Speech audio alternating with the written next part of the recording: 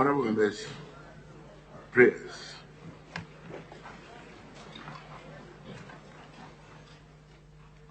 Almighty God, we humbly beseech thee to look with favor upon this Parliament of the Republic of Ghana. Grant that we may perform this high duty as in thy sight.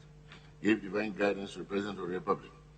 Endow members of Parliament and ministers of state with discernment and vision, integrity and courage, that through the labors of government, this land and people be well and truly served, and thy good purpose for the common good of life be realized in our midst. Amen. O God, grant us a vision of our country, fair as it might be, country of righteousness, where none shall wrong his neighbor, country of plenty, where evil and poverty shall be done away with, country of brotherhood, where all success shall be founded on service, and honor shall be given to the deserving, a country of peace, where government shall rest on the will of the people and the love for the common good. Bless the efforts of those who struggle to make this vision a living reality. Inspire and strengthen our people that they may give time, thought, and sacrifice to speed the day of the coming beauty of Ghana and Africa. Amen.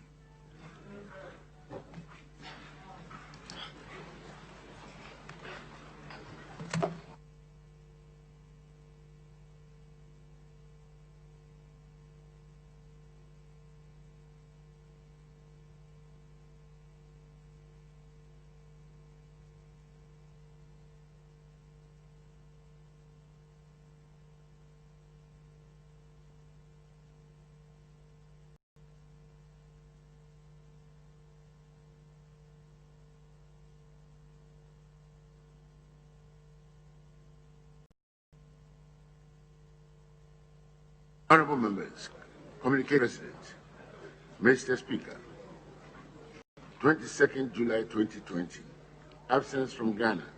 In accordance with Article 59 of the Constitution, I write to inform you that I'll be traveling outside the country in the morning of Thursday, 23rd July 2020, to Bamako, capital of Mali. The visit is at the invitation of the chairperson of the authority, heads of state and government of ECOWAS.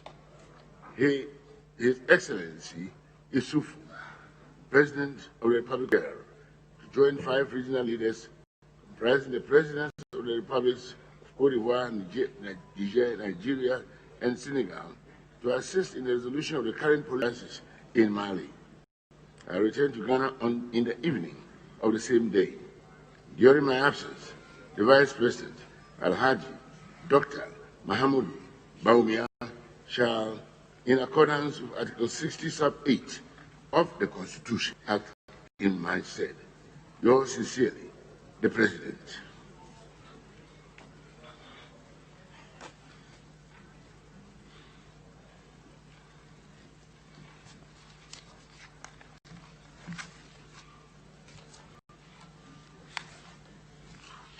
Honorable members, rules and proceedings, 22nd July. Page 1. Page 2. Page 3. Page 4. Page 5. Page 6. 7. Page 8.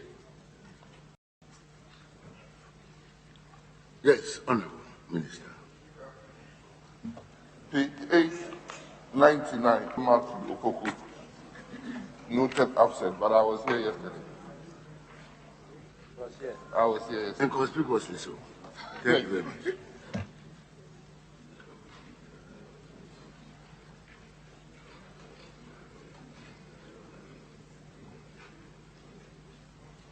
Page 8, 9, 10, 11, 12. Yes, Honorable.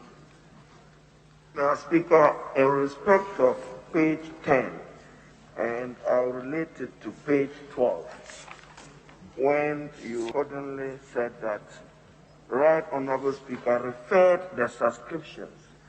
If there was any subscription, it's only one. But even the subscription in item I, we only see the AFDB of UAE 1.82. We have always advised the table office to ensure that the dollar equivalent of that amount is what appears in our record. So if you say UA1 84,000, 140,000, nobody will understand. And then we should separate the agreements you refer to the finance committee and just deal with the subscription in II to stand alone. Thank you. 10 and 12.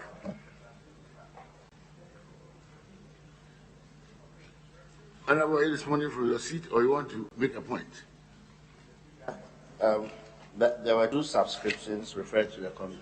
One on page 9, Roman 1, and then the second one which he referred to on page 10, Roman 2. So the table is right in capturing it as the subscriptions and agreements. So in effect, there's no difficulty. Page 11. Page 12. Page 13. Page 14. Page 15.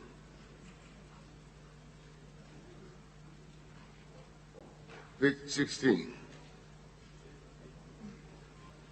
Page 17. Page 8. Yes, Honorable Chairman. Page 18, item 16, the Minerals Income Investment Fund Amendment. Debate concluded, Mr. Speaker. The only thing we didn't do was to afford the debate concluded. The first deputy speaker who was in the chair. Yes, debate concluded. As a matter of fact, we were getting ready to put the question when the minority leader said he was going to call for a head. So if debate had not concluded, how was he going to call for a head count? Debate concluded. The only thing outstanding is for the question to be put, Mr. Speaker. Yes, Honorable Minority Leader. Speaker, debate could not have been concluded on that subject. Indeed, I rose and then indicated that we had some objections to the bill, particularly in a paragraph which supports the authority of the Public Financial Management Act and other related issues to a special purpose bill. Nobody even from our side. It was just Honorable Inus of Husseini and myself. So we said that if the Speaker wanted to proceed further, we'll invoke our standing orders to subject it to a vote. And he respected that and said he would defer. Then I said the leader was town. Therefore, we needed to subject it to more consultation. And the Honorable Minister for Monitoring and Evaluation proffered some advice. Thank you. Yes. Even Hansard will bear me out when I said debate had concluded. And members on the other side they asked whether I was even the speaker to say debate had concluded. Debate concluded. The only thing outstanding is for the question to be put. We were on this for almost 45 minutes. So I don't the table work. And okay, the Minister. Honorable members, very well. It was consideration stage. It was the second reading of the bill.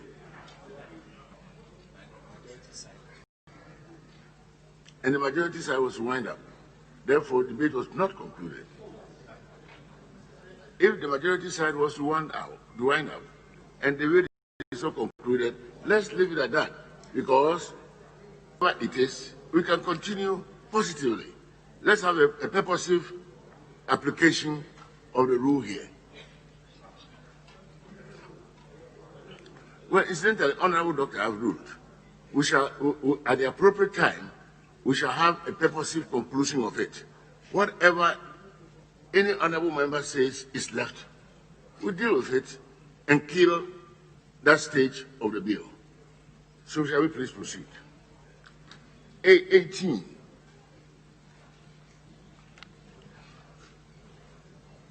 Page 19.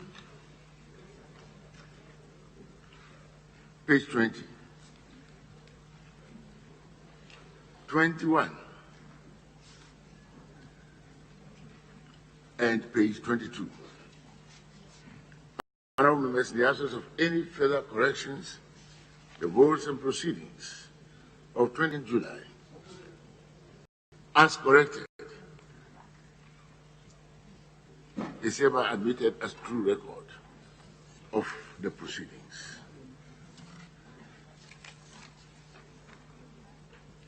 At the commencement of public business,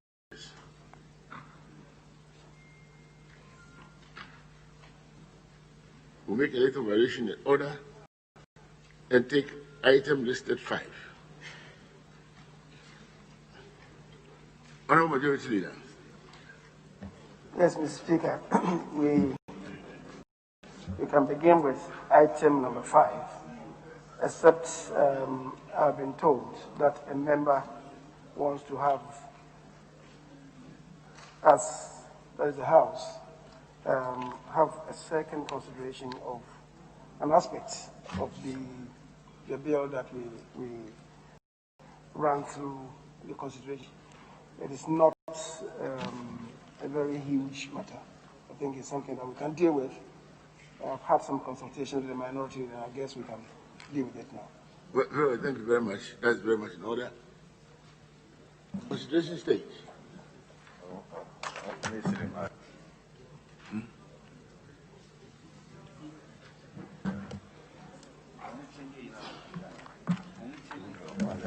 Who is that?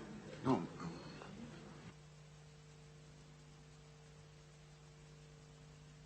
Very well. Honorable Majority Leader, who is moving. Very well. I didn't see anyone standing. Yes, Honorable Minister. Thank you, Mr. Speaker. Mr. Speaker, I rise under Standing Orders 131. And Mr. Speaker, with your indulgence and your leave, I move that the clause 104 captured in the order paper of 21st July 2020, which was moved and accepted and adopted, be taken through a second proceeding stage. I so move, Mr. Speaker. Thank you very much. Honorable Minority Leader. Mr. Speaker, beg to second the motion. She said clause 104.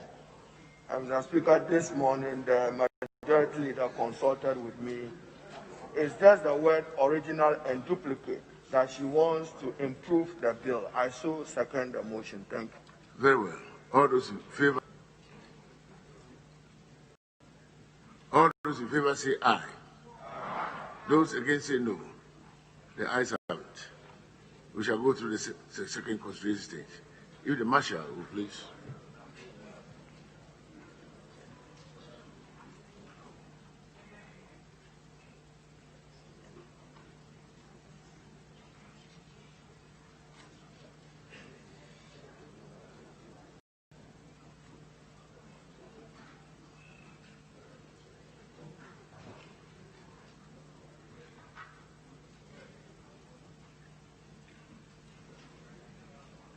Thank you very much.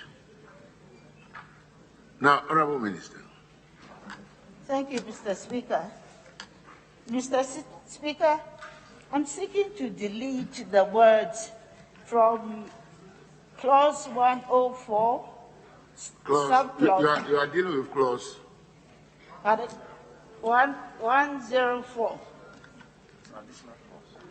A traditional clause and an additional clause, additional subclause 4, which reads, where the original of a deed or document cannot be provided, a duplicate or a certified true copy of the deed or document may be accepted by the land registrar for registration if the land registrar is certain with the authenticity of the duplicate or certified copy.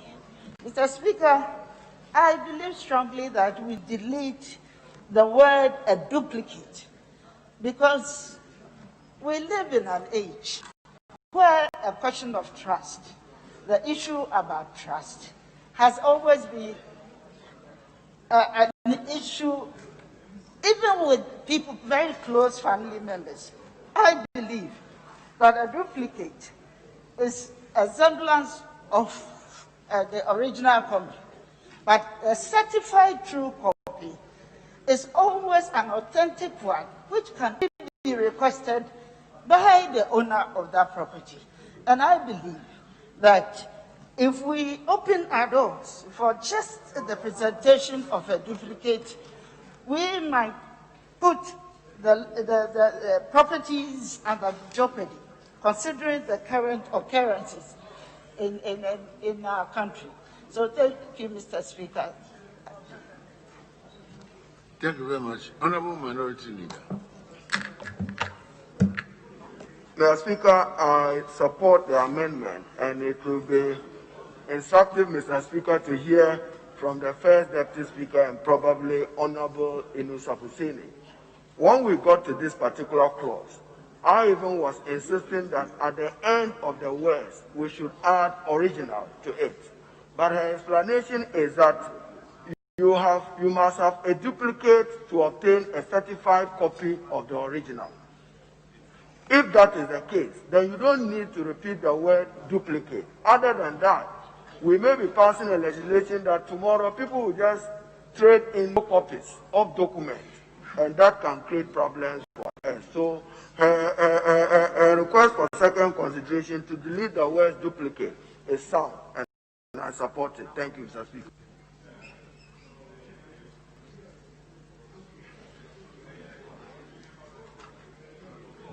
Honorable Hussaini.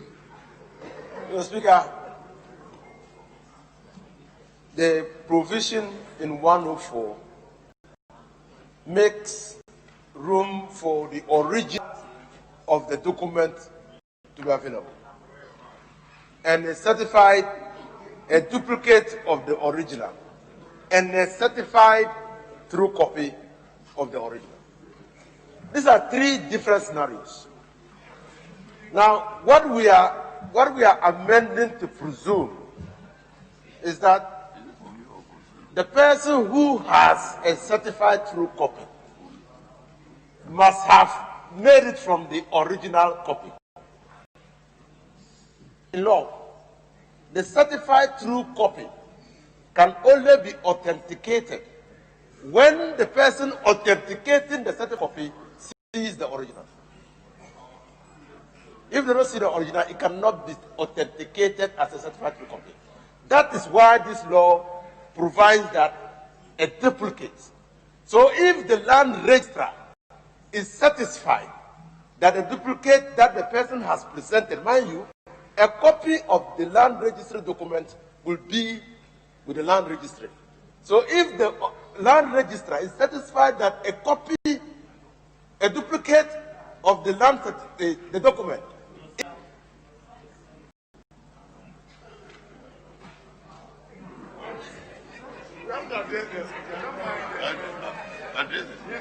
Mr. Speaker, when you are speaking and the Minister of Defense interjects, you have to stop and listen, because he could be sounding a warning.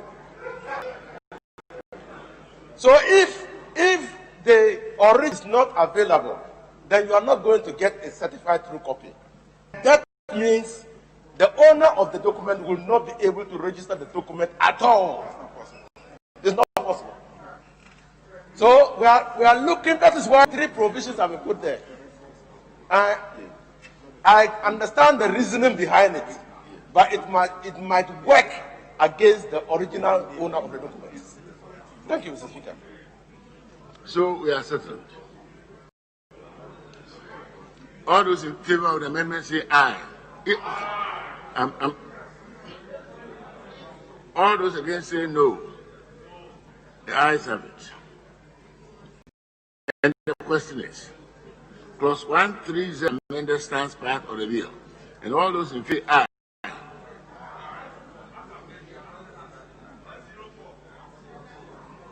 The clause is 104. As amended, stands part of the bill. And all those in favor say aye. Those against say no. The ayes have it. Clause 104, as amended, stands part of the bill. That brings us to the end of the consideration stage.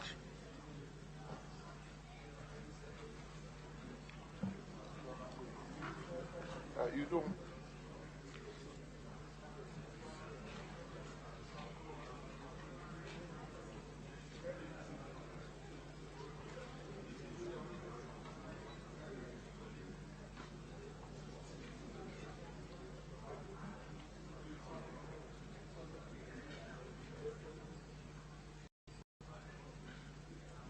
Thank you very much. Honorable Majority Leader, do you proceed with item 5? That is all, Mr. Speaker. We can now deal with item number 5. Minister 5, Minister of Lands. And Mr. Speaker, if I may, the minister is out of town, so we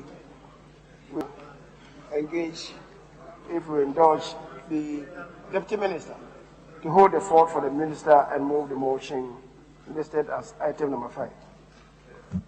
Yes, Honorable Minority Leader.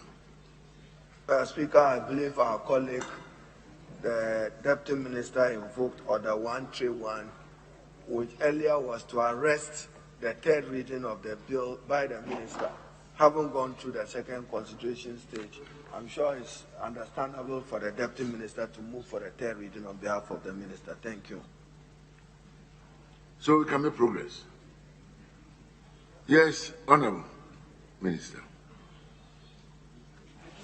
Thank you, Mr. Speaker. Mr. Speaker, I rise to move that the Land Bill 2019 be now read the third time. And, Mr. Speaker, in so doing, I wish to say that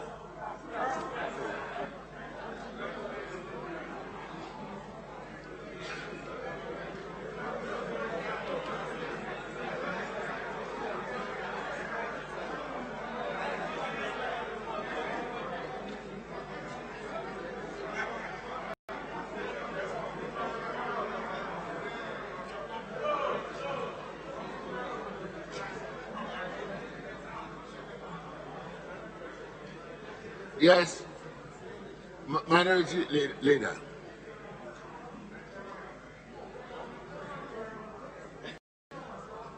Honorable Minority Leader.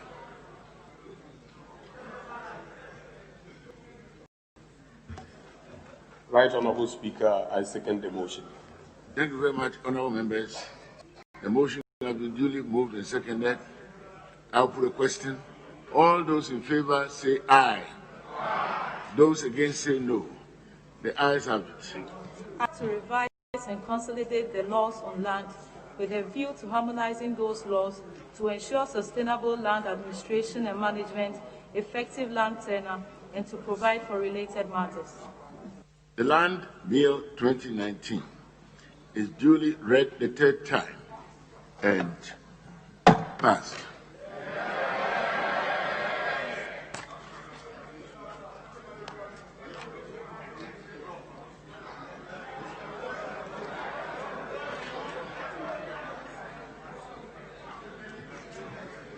Item listed 8.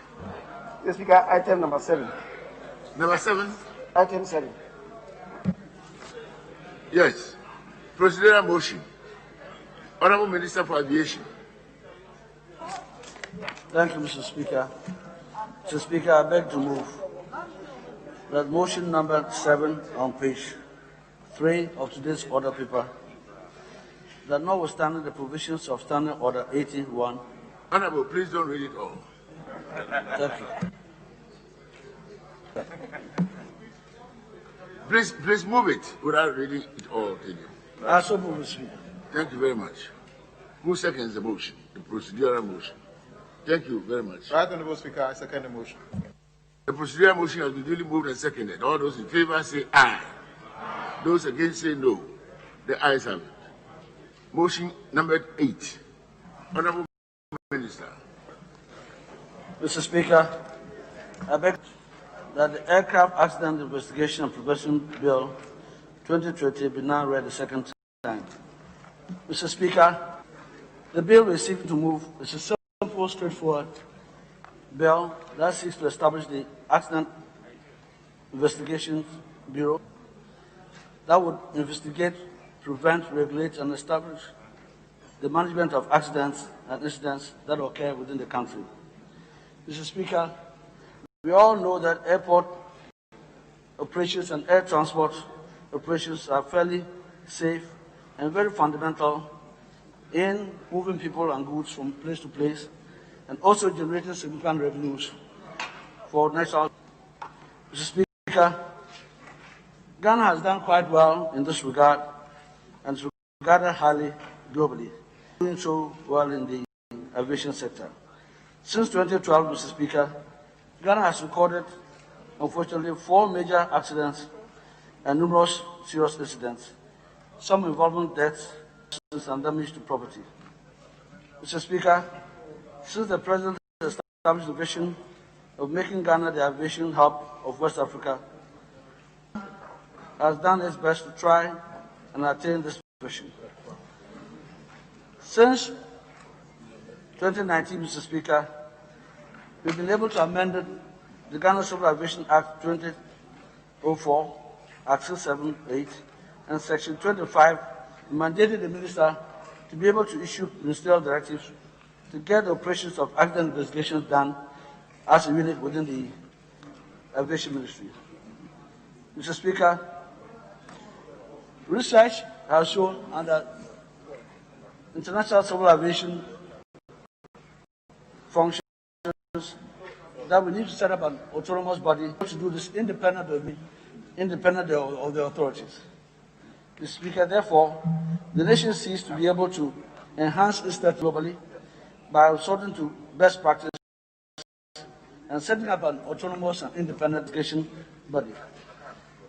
Experience we've noticed in other parts of the world, Mr. Speaker, even some close to home like Nigeria, Ethiopia, Tunisia, and others far away like Singapore, Qatar, and the United States of America, have all established autonomous aircraft accident investigations within their jurisdictions.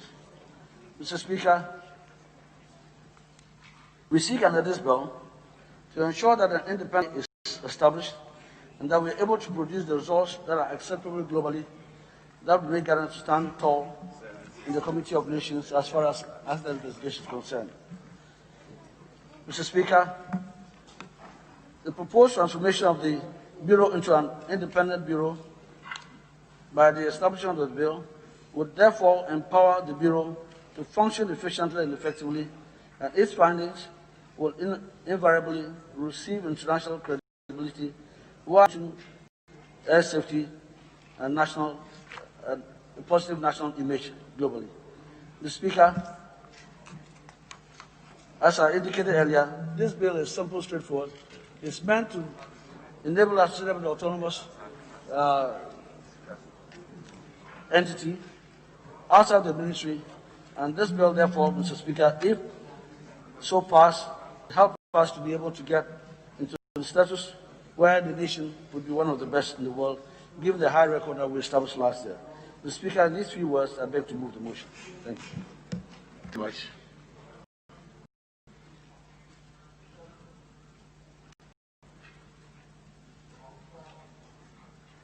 Yes, Honorable. Thank you, Mr. Speaker. I rise to associate myself with the motion on the floor. And in so doing, Mr. Speaker, I want to present the committee's report. Mr. Speaker, I want to seek your indulgence and ask the Hansard Department to pick the entire report as I read highlights of the report. Mr. Speaker, I'll go straight to objectives of the bill. The objective of the bill is to establish an autonomous aircraft accident investigation and prevention bureau, a corporate body to investigate, prevent, regulate full management of aircraft accidents that occurs in the country. Mr. Speaker, the Aircraft Accident Investigation and Preventive Law Bill 2020 put Ghana in a league with national and international ICAO obligation and best practices and its compliance with international aviation standards. The passage, Mr. Speaker, is expected, among others, to boost Ghana's case in being aviation hub of West Africa. The committee recommends House to approve its reports and pass the Aircraft Accident Investigation and Prevention Bureau Bill 2020. Objective to the attached amendments, that is Appendix A, in accordance with the requirement of ACAO for member states. I respectfully submit them, Mr. Speaker. Thank you. Honorable, you have not formally seconded the motion. Very well. Now, there will now be a full debate on the principles of the bill and in line with the accompanying memorandum. Yes, Honorable. Right, Honorable Speaker, I rise to speak in support of the motion, and in so doing, Mr. Speaker, a few observations. Mr. Speaker, as said by the Minister and the Chairman, Ghana's credentials in the aviation industry is growing. In 2019, Ghana Kotoka International Airport was adjudged the best improved in Africa, not even in West Africa. It is simply because of the investments and strategies that have been taken over the years. Recently, the improvement at Terminal 2 and Terminal 3. Mr. Speaker, I want to draw the attention of the Minister and the Chairman to this.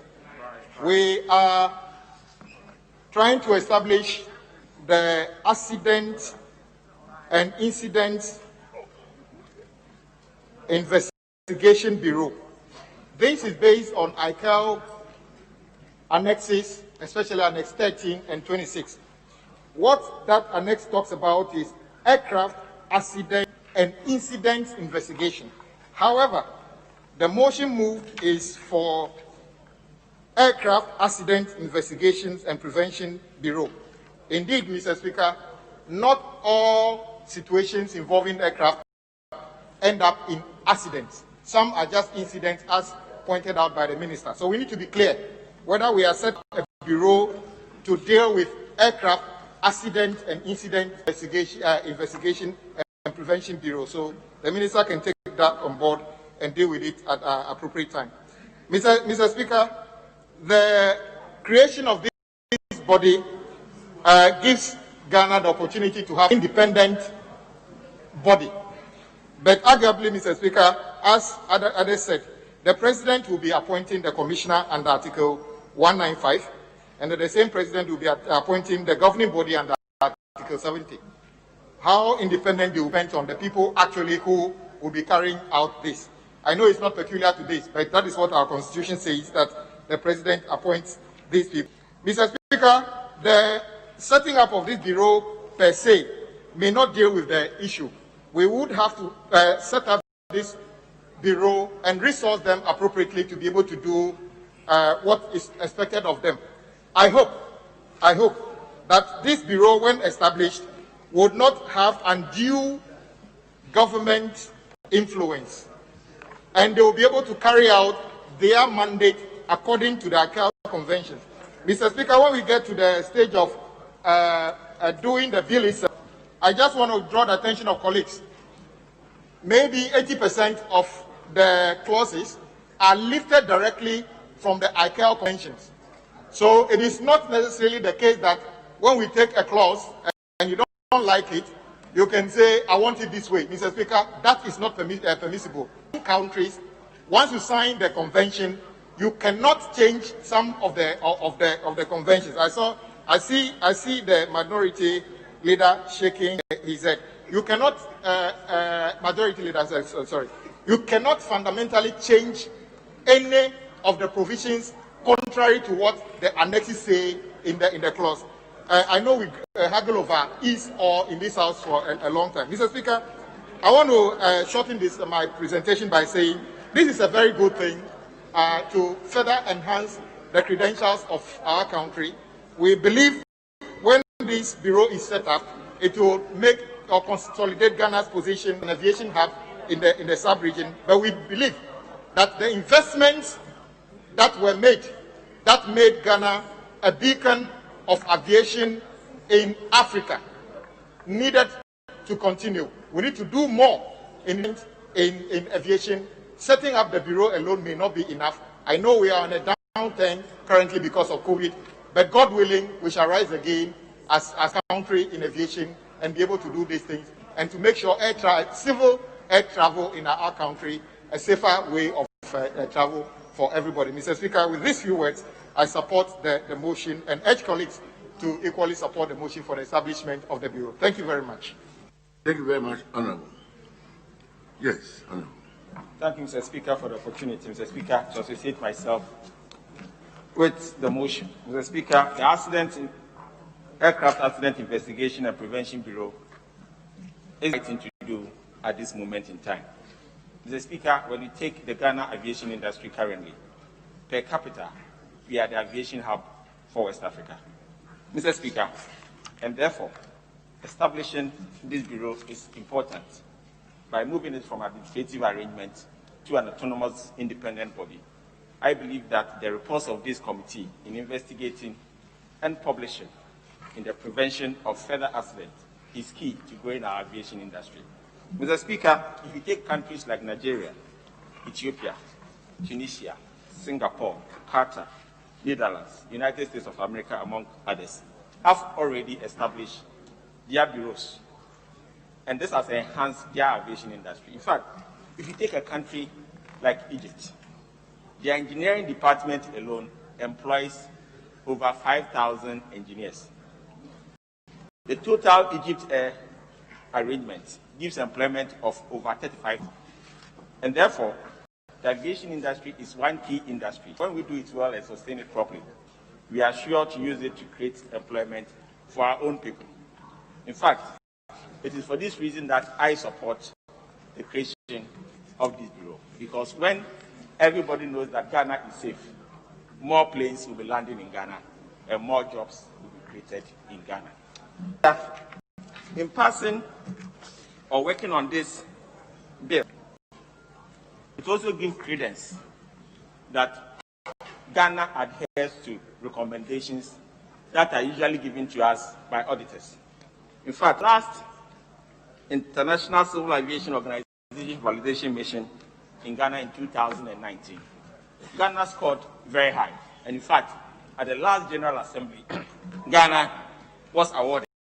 In fact, it was taken by the Honorable Minister for Aviation, Honorable Kofi Ada, in Montreal, Canada. Clearly, that shows that Ghana is doing something. That shows that Ghana is up there. But it cannot be up there if we don't sustain it. And that is why it is important that an accident and prevention bureau bill is well done in this House and passed accordingly into an act so that we can appoint the commissioners and make sure that the work that they do, which currently is on ad hoc basis, can be more sustainable. In fact, the last time we did an investigation on just a simple excursion of an aircraft on a runway, the Speaker, it took us more than 4 months. It cost us so much money to do so, and it was not sustainable. It is time that we have an agency that is independent, that is autonomous, and that can stand the test of time, so that when they investigate and they publish everywhere in the world, they can comply to the standards that the world is looking at. With these few words, Mr. Speaker, I wish to support and associate myself with the motion. Thank you very much. Very well, Honorable. Thank you, Right Honourable Speaker. I also rise to support the motion on the floor. Mr. Speaker, in speaking to the motion, I just want to make 2 brief comments on the report. One of it is to share action. Airports and countries are rated by the International Civil Aviation Authority. Mr. Speaker, by passing this bill in this House, what it would do is to give Ghana a star rating in the aviation sector.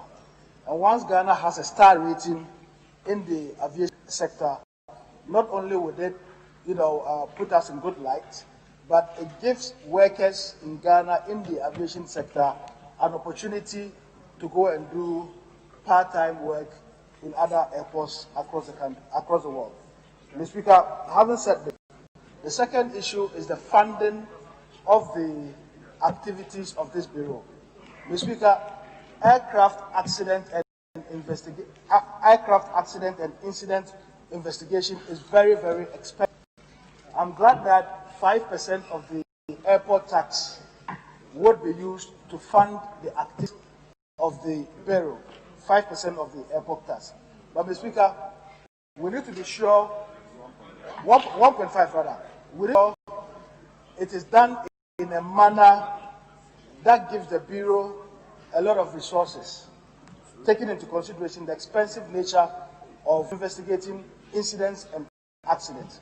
And, Mr. Speaker, I say so because currently airports around the world are not operating at full capacity.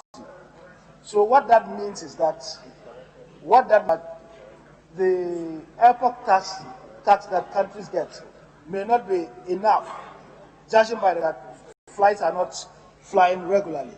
So in passing this, we would have to have at the back of our minds that probably from now till sometime next year, airports may not be fully operational, and for which reason we need to lock funds to be able to support the bureau in times when the civil aviation industry is not having a lot of resources to do its work. Finally, Mr. Speaker, there's a correction on page 1, the last paragraph of the report. We don't need the word "to," so it should read, its enviable reputation predates Ghana's attainment of independence, and that should be taken into consideration. With this, I want to thank you very much, Mr. Speaker, for the opportunity to speak to the report, and urge my colleagues to support it. Thank you. Thank you very much, Honorable. Yes, Honorable. Mr. Speaker, it has been suggested that since this bill is dependent or is in furtherance of a treaty that Ghana has entered into, with regards to when we come to the consideration of the bills, we should, as it were, hold our horses in terms of trying to change anything, since we have signed the treaty, therefore are bound by the terms of the treaty. Mr. Speaker, I found that curious until I averted my mind to Article 75(2) of the Constitution. With your permission, if I may read, it says that the President may execute or cause to be executed treaties, agreements, or conventions in the name of Ghana, and a treaty, agreement, or convention executed by an order under the authority of the President shall be subject to ratification by an act of Parliament. And so, Mr. Speaker, it seems to me that what we'll be doing basically is, by this act of Parliament, ratifying the agreement that Ghana has entered into. So therefore, I agree with the general principle that our hands are, as it were, when it comes to the provisions of the act, or the bill, which have been, as it were, taken away or duplicated from the treaty that we have signed. Mr. Speaker, there is no doubt that it is important, it's a good bill, and I do not share the concern of the possibility lack of independence. Mr. Speaker, the Constitution must be seen as a whole. Public officers are bound by, for example, Article 23 of the Constitution, which says that administrative officers must act in a certain way. We are also mindful of Article 296. Mr. Speaker, I wholeheartedly support it, and I pray that members also are in agreement with the Executive, the Minister of Aviation, and support the passing of this bill when the time comes. Thank you, Mr. Speaker. Minority Leadership.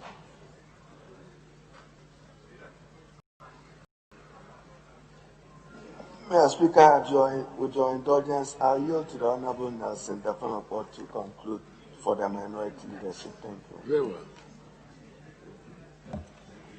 Speaker, thank you for the opportunity to add my voice for the call of this House to adopt the present report. Mr. Speaker, in doing so, it's very important that we understand the procedure that the House is adopting in handling this report. Mr. Speaker, on the 5th of this month, the bill was presented and read for the first time. And pursuant to Article 106, Mr. Speaker, with your leave, if I may read. Mr. Speaker, pursuant to Article 104.6, subclause 4, and it states that whenever a bill is read the first time in Parliament, it shall be referred to the appropriate committee appointed under Article 103 of this Constitution, which shall examine the bill in detail and make all such inquiries in relation to it as the committee considers expedient or necessary.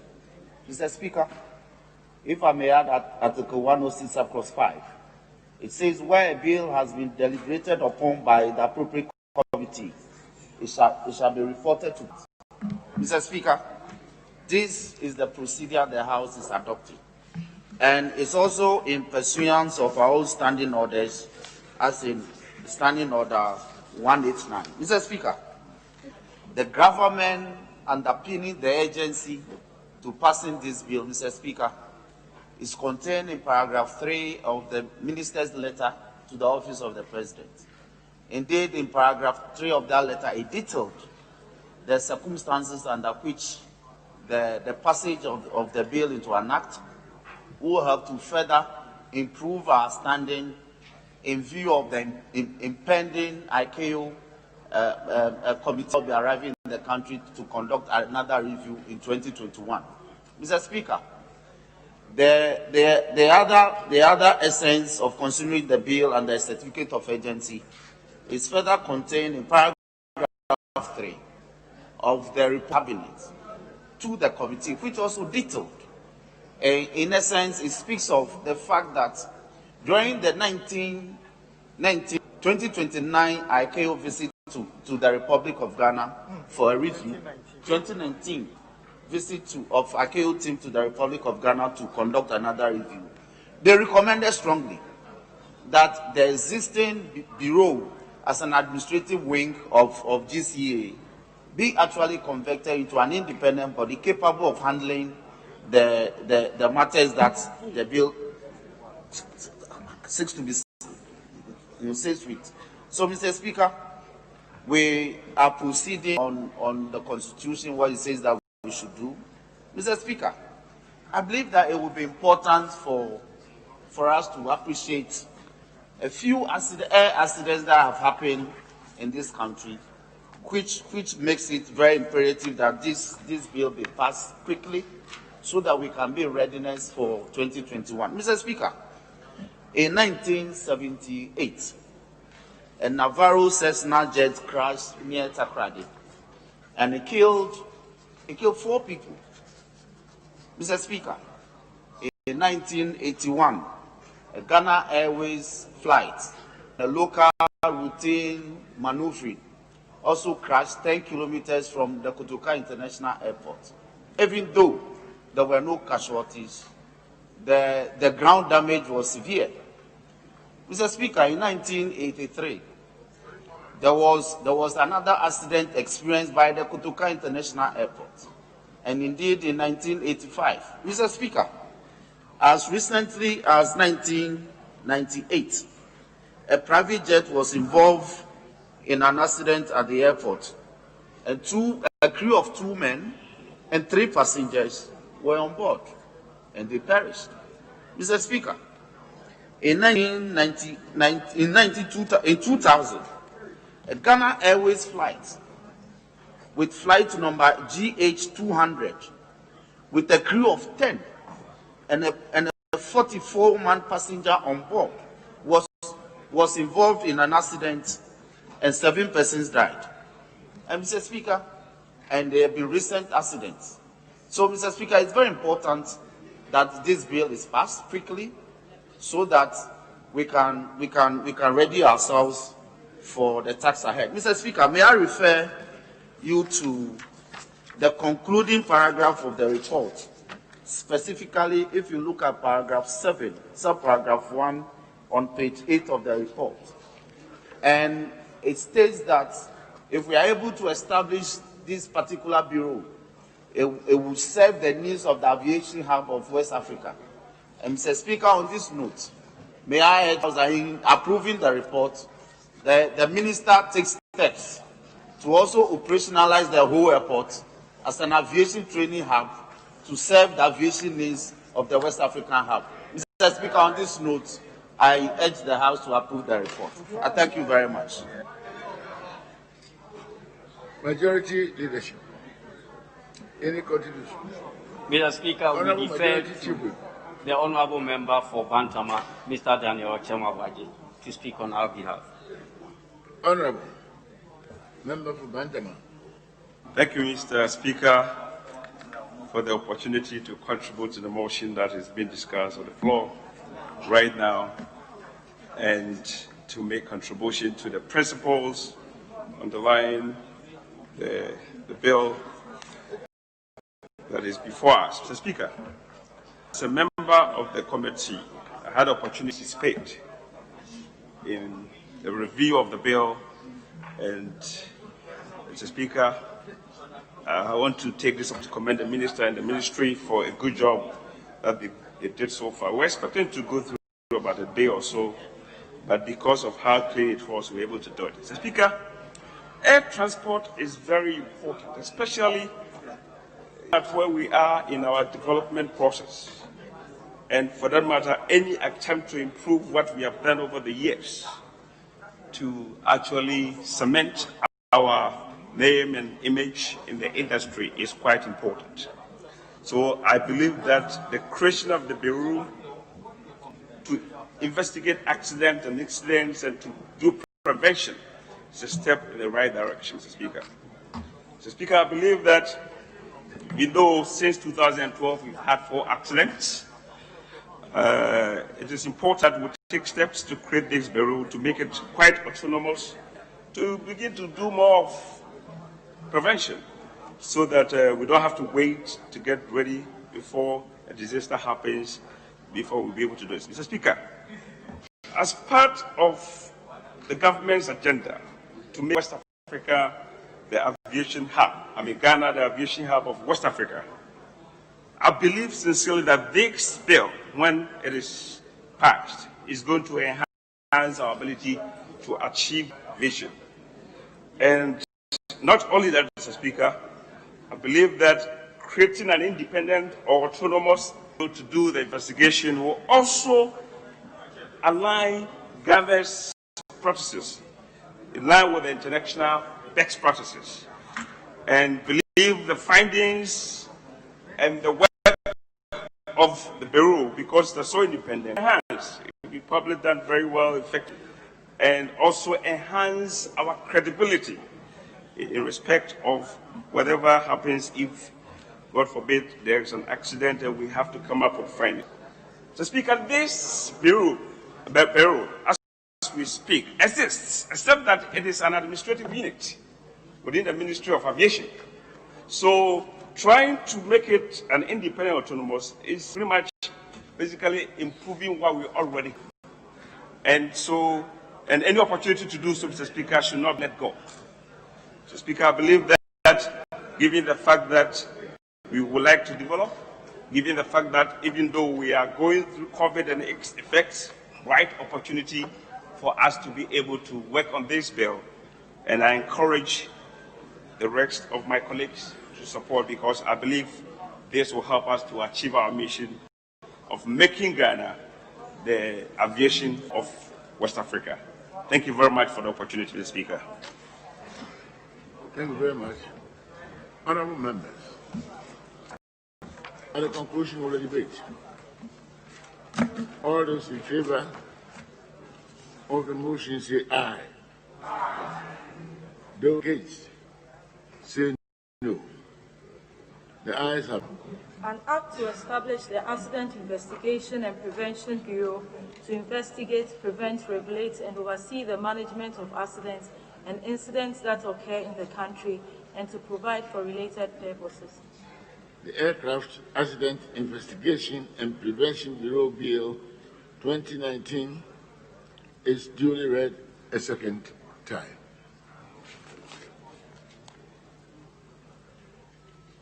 Honorable members, item listed for motion. Honorable Minister for Finance.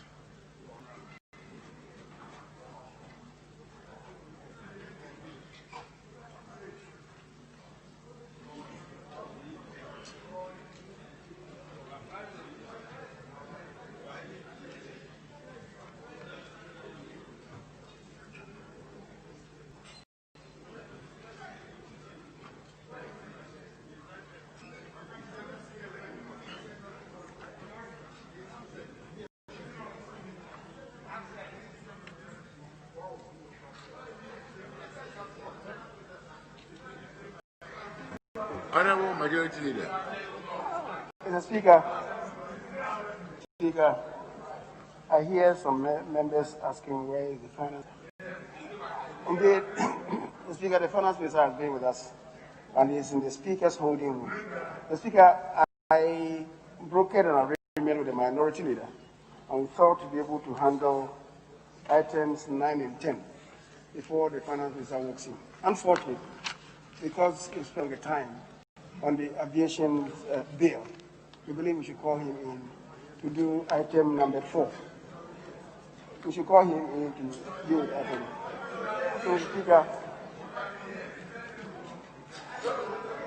Speaker, the man has been here in the sense of this house. You see him in body and spirit. You see him in body, spirit, and soul. In a few moments from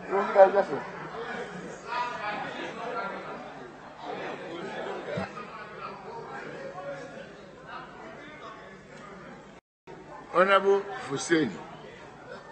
Thank you, Mr. Speaker. Mr. Speaker, today is a special day in the calendar of Parliament. Yes. Consistent with the report of a Minister of Finance to present to the people of the country through Parliament the mid-year review. The Minister of Finance should be eager to do that with alacrity. And so, in a house like this, on this day, you should be here listening even to what we are discussing. You should be here. Mr. Speaker, Mr. Speaker, this is not how we sit in this house. But because of the importance of the event, the Speaker yesterday gave the directives for the rearrangement of the hall, used to receive visitors to protect us from coronavirus. The minister is not here. 3 hours. Mr. Speaker, yesterday you gave an indication that the house will start at 10 o'clock. It's 1 o'clock now. And where is the finance minister? Now, where is the finance minister? Mr. Speaker, the finance minister will not come until he is ushered into this house. Why will the finance minister be ushered into this house? We know that we accord parliamentary privilege and respect to 2 people in this country, including 3 people in this country, including the Speaker. When the Speaker is entering our house, he is ushered in, and we have to stand to receive him. When the President is entering this house, he is ushered in, then we stand to receive him. When the Vice President, in the absence of the President, is entering this house, we rise to receive him. Never reason to receive a finance minister. Never have we ushered him into this house. So the finance minister, Majority Leader, And he's late. Mr. Speaker, I can see the finance minister being ushered in.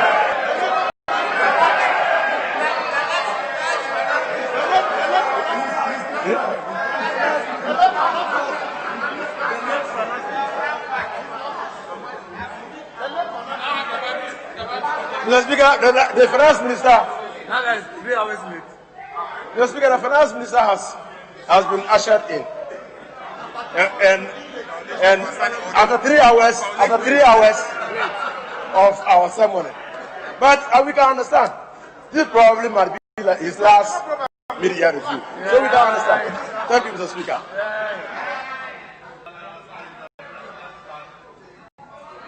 Honorable Majority Leader. Mr. Speaker, for the record, it must be stated that the finance minister got to be exactly 9:30. For the record, he was here at exactly 9:30. Mr. Speaker, the member who just spoke said that the finance minister is not ushered into the house. You have seen finance ministers whose entry into this house has been serenaded. You have seen finance ministers whose entry into this house has been serenaded. Serenaded. Not mere ushering. Serenaded into this house. Mr. Speaker, Mr. Speaker, so I don't know where the member for Tamale Central is coming, but I should inform the member for Tamale Central that clapping is not known to this house. He was clapping when he was talking. And Mr. Speaker, the clapping ushered in the finance minister. The clapping ushered in the finance minister. This house should be grateful to him for the clapping that he did, which ushered in the finance minister. Mr. Speaker, I believe the house is now ready to listen to the finance minister. Thank you very much.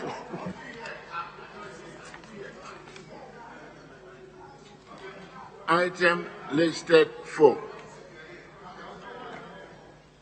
Honorable Minister for Finance. Item 4.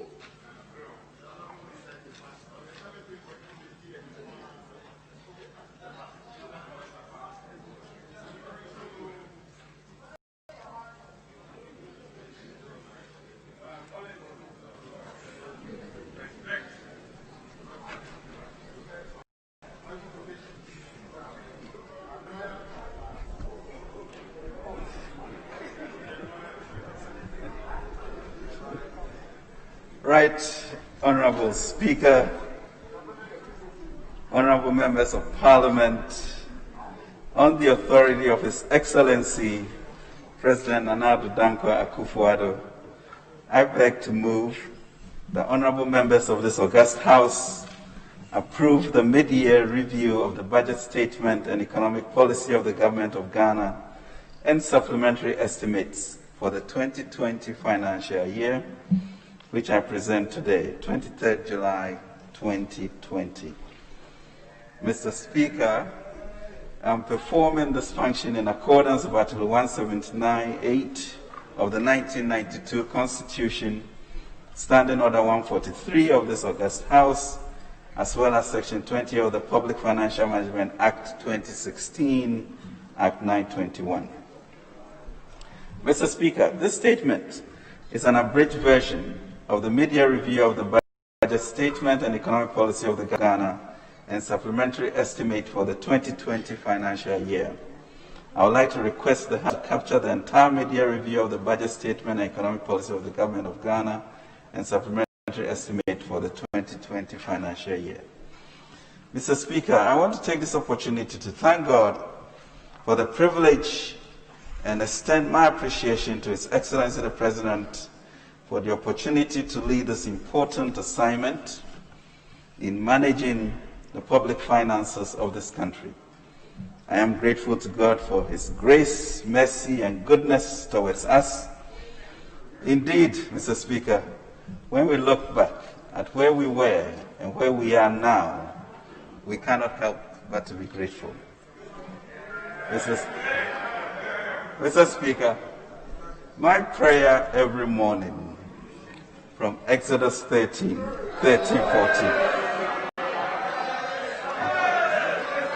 is to ask, and I quote, "The Lord, if you are pleased with me, teach me your ways. But remember that this nation is your people, and may your presence go with us." Mr. Speaker, when we took over the management of this economy in January 2017, things were dire.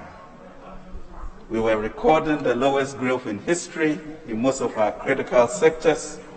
Expenditures in sectors like education, agriculture, and health that address the basic human needs of our people were low. This has resulted in low productivity, deteriorating standards of living, and general despondency. There was a general lack of opportunities for social advance for fellow Ghanaians. Our governance institutions had also been deprived of the needed resources to play their critical role.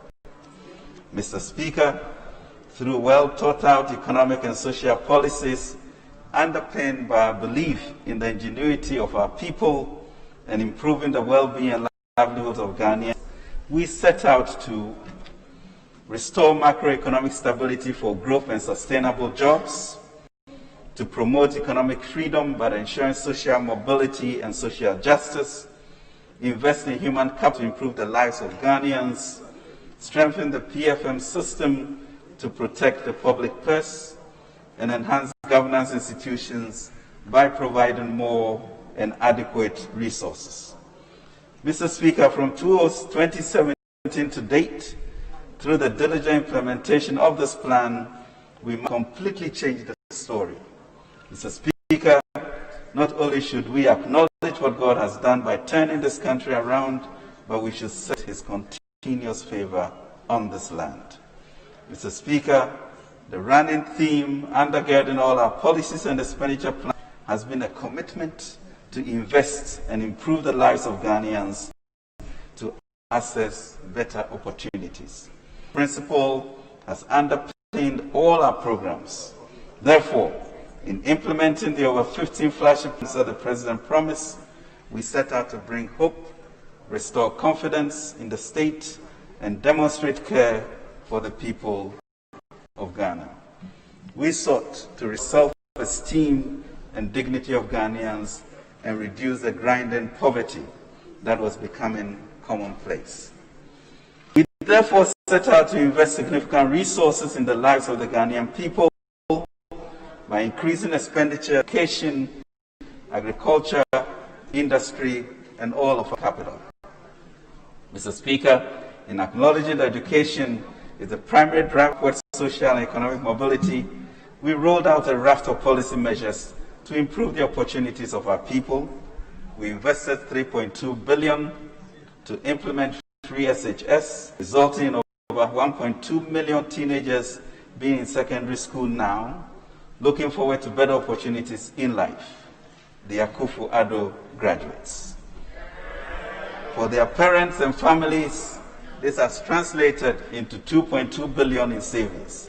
That is money that the state has put back into the pockets of Ghanaians all across the country, and investments for the state for their future.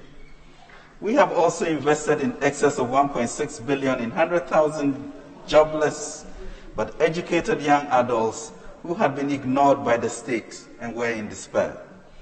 Through the new NAPCO initiative, they have been engaged in various state and private institutions, with some of them securing permanent jobs in the process. That is money in the pockets of our youth.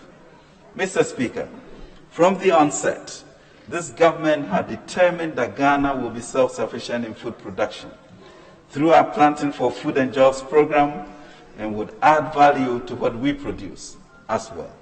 Create jobs along the value chain under the 1D1F program, which has currently over 70 factories in production, with many more under various stages of construction.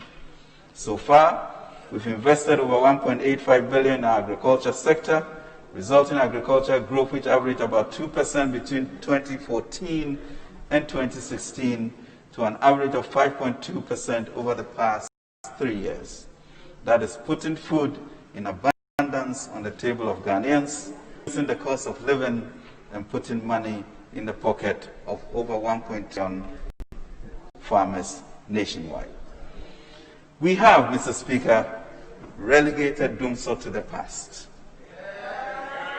It is clear to our fellow Ghanaians by now that we have enjoyed 3.5 years of reliable and cheaper power.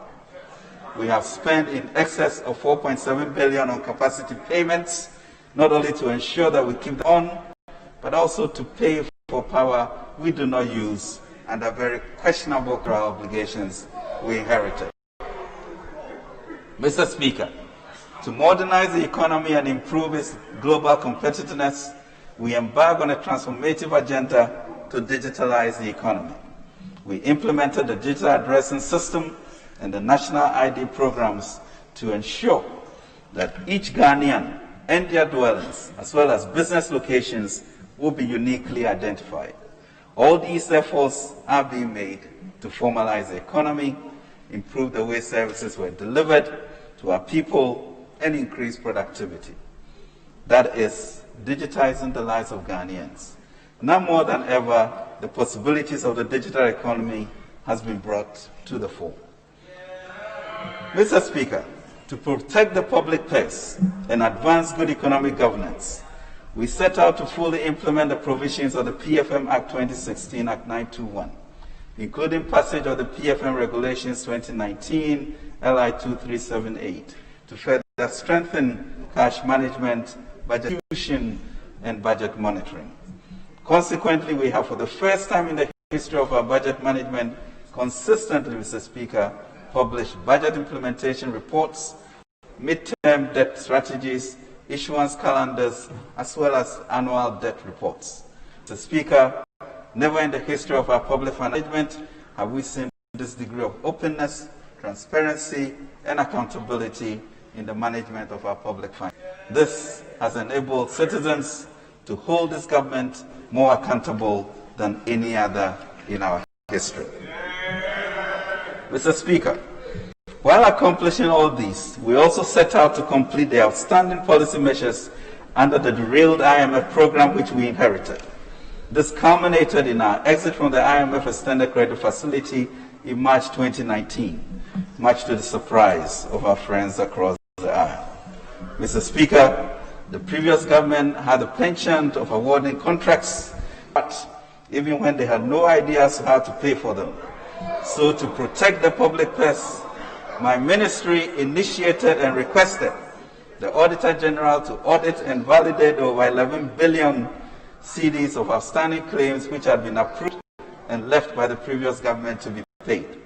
The Auditor General validated 6 billion of the 11 billion claims.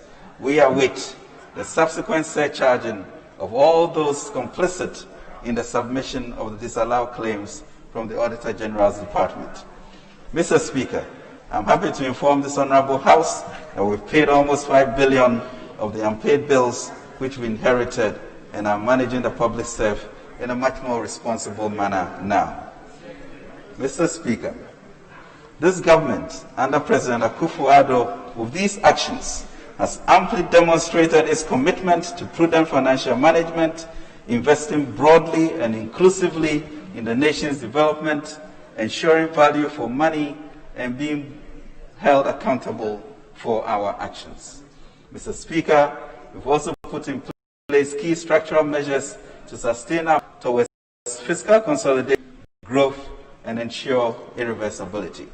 These include the passage of the Fiscal Responsibility Act 2018, Act 982, forging social partnerships with organized labor and employers to enhance the quality of dialogue and implementation. We've also established and operationalized the Fiscal and Financial Stability Councils to enhance the monitoring of government's fiscal and financial policies. Mr. Speaker, furthermore, we have initiated a collaboration with faith-based organizations to promote the material, moral, and spiritual growth of our country. This is in recognition of the important role that faith-based organizations have played and continue to play in the peace, security, and development of our dear nation. Right Honorable Speaker, when I presented the President 2020 budget, all the indicators of the economic performance pointed towards a path of sustained consolidation and robust broad-based growth. The evidence of our superior economic management was clear for all to see. Honorable members of this Parliament approved for government to spend 98,036,692,358 Ghana cedis in the 2020 fiscal year to further the agenda for consolidating the gains to spur growth, jobs, and prosperity for all. Mr. Speaker, a lot has happened since then. While executing the transformation interventions to improve lives, and encouraged by the resounding endorsement of the 2020 Eurobond issuance in February, which was oversubscribed by 350%, the novel coronavirus COVID-19 struck swiftly and unexpectedly. In a matter of weeks, Mr. Speaker, what began as a distant outbreak in another part of the world completely overturned a sense of normalcy. The world, for a period, Mr. Speaker, stood still, and the virus uncontrollably disrupting all aspects of our life. The pandemic spread with alarming speed, infecting millions of people around the world, and bringing global economic activities to a virtual halt. Its impact has been devastating on the people, businesses, and the economy of the world, with 2.2 jobs, 68% of global workforce under threat. Mr. Speaker, COVID-19 pandemic is far more than a health crisis. Ghana has not been spared the painful economic and social impact that COVID-19 has visited on peoples in nations big and small in the world. The restrictions on movements has disrupted households and businesses with consequent job losses and reduced incomes in Ghana. The hotel and hospitality industry, trade and industry, agriculture, health, creative arts and media, transportation, manufacturing, education, amphibian organizations, financial services, young entrepreneurs have all been severely affected. Mr. Speaker, not to mention the extensive informal market that is a lot of us Ghanaians. Mr. Speaker, a month into the COVID-19 pandemic in April, IMF revised its projections to indicate that 170 countries, that is 87 world economies, will see per capita income shrink in 2020. The latest forecast from the fund in June predicts a decline of almost 5% in 2020 for the world economy. Mr. Speaker, world trade is also expected to contract by 11.9%, primarily due to the sudden imposition of tight restrictions on movement. This has led to disruptions in the global supply chain, widespread supply shortages, attendant increase in prices, and reduction in domestic revenues. South Africa is now projected to contract by 3%, 1.6 percentage points worse than the April forecast.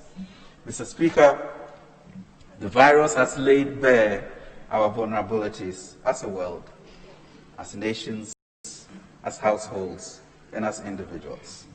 As at yesterday, Wednesday, 2nd July 2020, 622,725 persons had sadly succumbed to this virus, and 15,240,290 had been infected across the world. Mr. Speaker, even before we fully grasp the impact of the COVID-19 outbreak, our immediate concerns were on protecting lives and preserving lives of our people. And move swiftly with a 100 million preparedness plan, which was prescient and laid the foundation to implement measures to save lives and safeguard economic activities by improving citizens' access to essential public services and helping businesses weather the downturn. Mr. Speaker, thus far, the health consequences of the COVID-19 outbreak in Ghana has not been as devastating as countries. Sadly, as of yesterday, 22nd July 2020, 153 Ghanaians had succumbed to the virus. May their souls, Mr. Speaker, rest in peace. We have since March recorded 29,672 cases with 26,090 recoveries, which puts the number of active cases at 3,429. It has largely been due to the fact that the government has shown a leadership of that has been decisive, swift, innovative, in the management of the crisis, and also because our health professionals nationwide have been heroic in handling the pandemic. The pandemic has also brought to the fore the structural gaps in our health delivery system. That is why, with urgency, we have already begun to mount an effective, coordinated, and sustainable long-term response to the health needs of the people. under the Agenda 111, previously Agenda 88 initiative of His Excellency the President for hospitals, we will design, build, equip, and staff new hospitals in every district without one, and new regional hospital in every region with none. This demonstrates government's commitment to protect the lives of Ghanaians. The President has declared that all the district hospitals will be designed and built by Ghanaians, built companies, and will lay the foundation for the launch of the nationwide housing program, God willing, in his second term. Mr. Speaker, these will all be designed by Ghanaians and built by Ghanaian companies. And these construction companies will then have the solid foundation for the launch of also a nationwide housing program, God willing, in the President's second term. Mr. Speaker, we must not and will not be daunted by this extraordinary crisis. Government will continue to do what it has to do to protect lives and support livelihoods through compassionate, competent, and courageous leadership. We have accepted that this pandemic's effects are unparalleled in the annals of our country and indeed globally. We have accepted that unless vaccine is found, we have no choice but to rearrange our lifestyle in order to protect lives and promote livelihoods. As a marshalling of unprecedented resources to contend with the pandemic and its effects on Ghana. And Mr. Speaker, this government is up to this task. Mr. Speaker, the predicted long-lasting effect of this pandemic amidst systemic and uncertainties suggests 2020 and beyond will be challenging. Ghana will therefore need a continuity of courageous, compassionate, and competent government with a well-crafted Ghana will therefore need the continuity, courageous, compassionate, and competent government with a well-crafted program to protect the lives of Ghanaians, safeguard jobs, and support businesses to sustain operations during this period, and especially in the 4 years ahead. This can only be possible with competent economic management of the economy, and we being at the helm. Mr. Speaker, we have proven over and over again that we are better masters of the economy.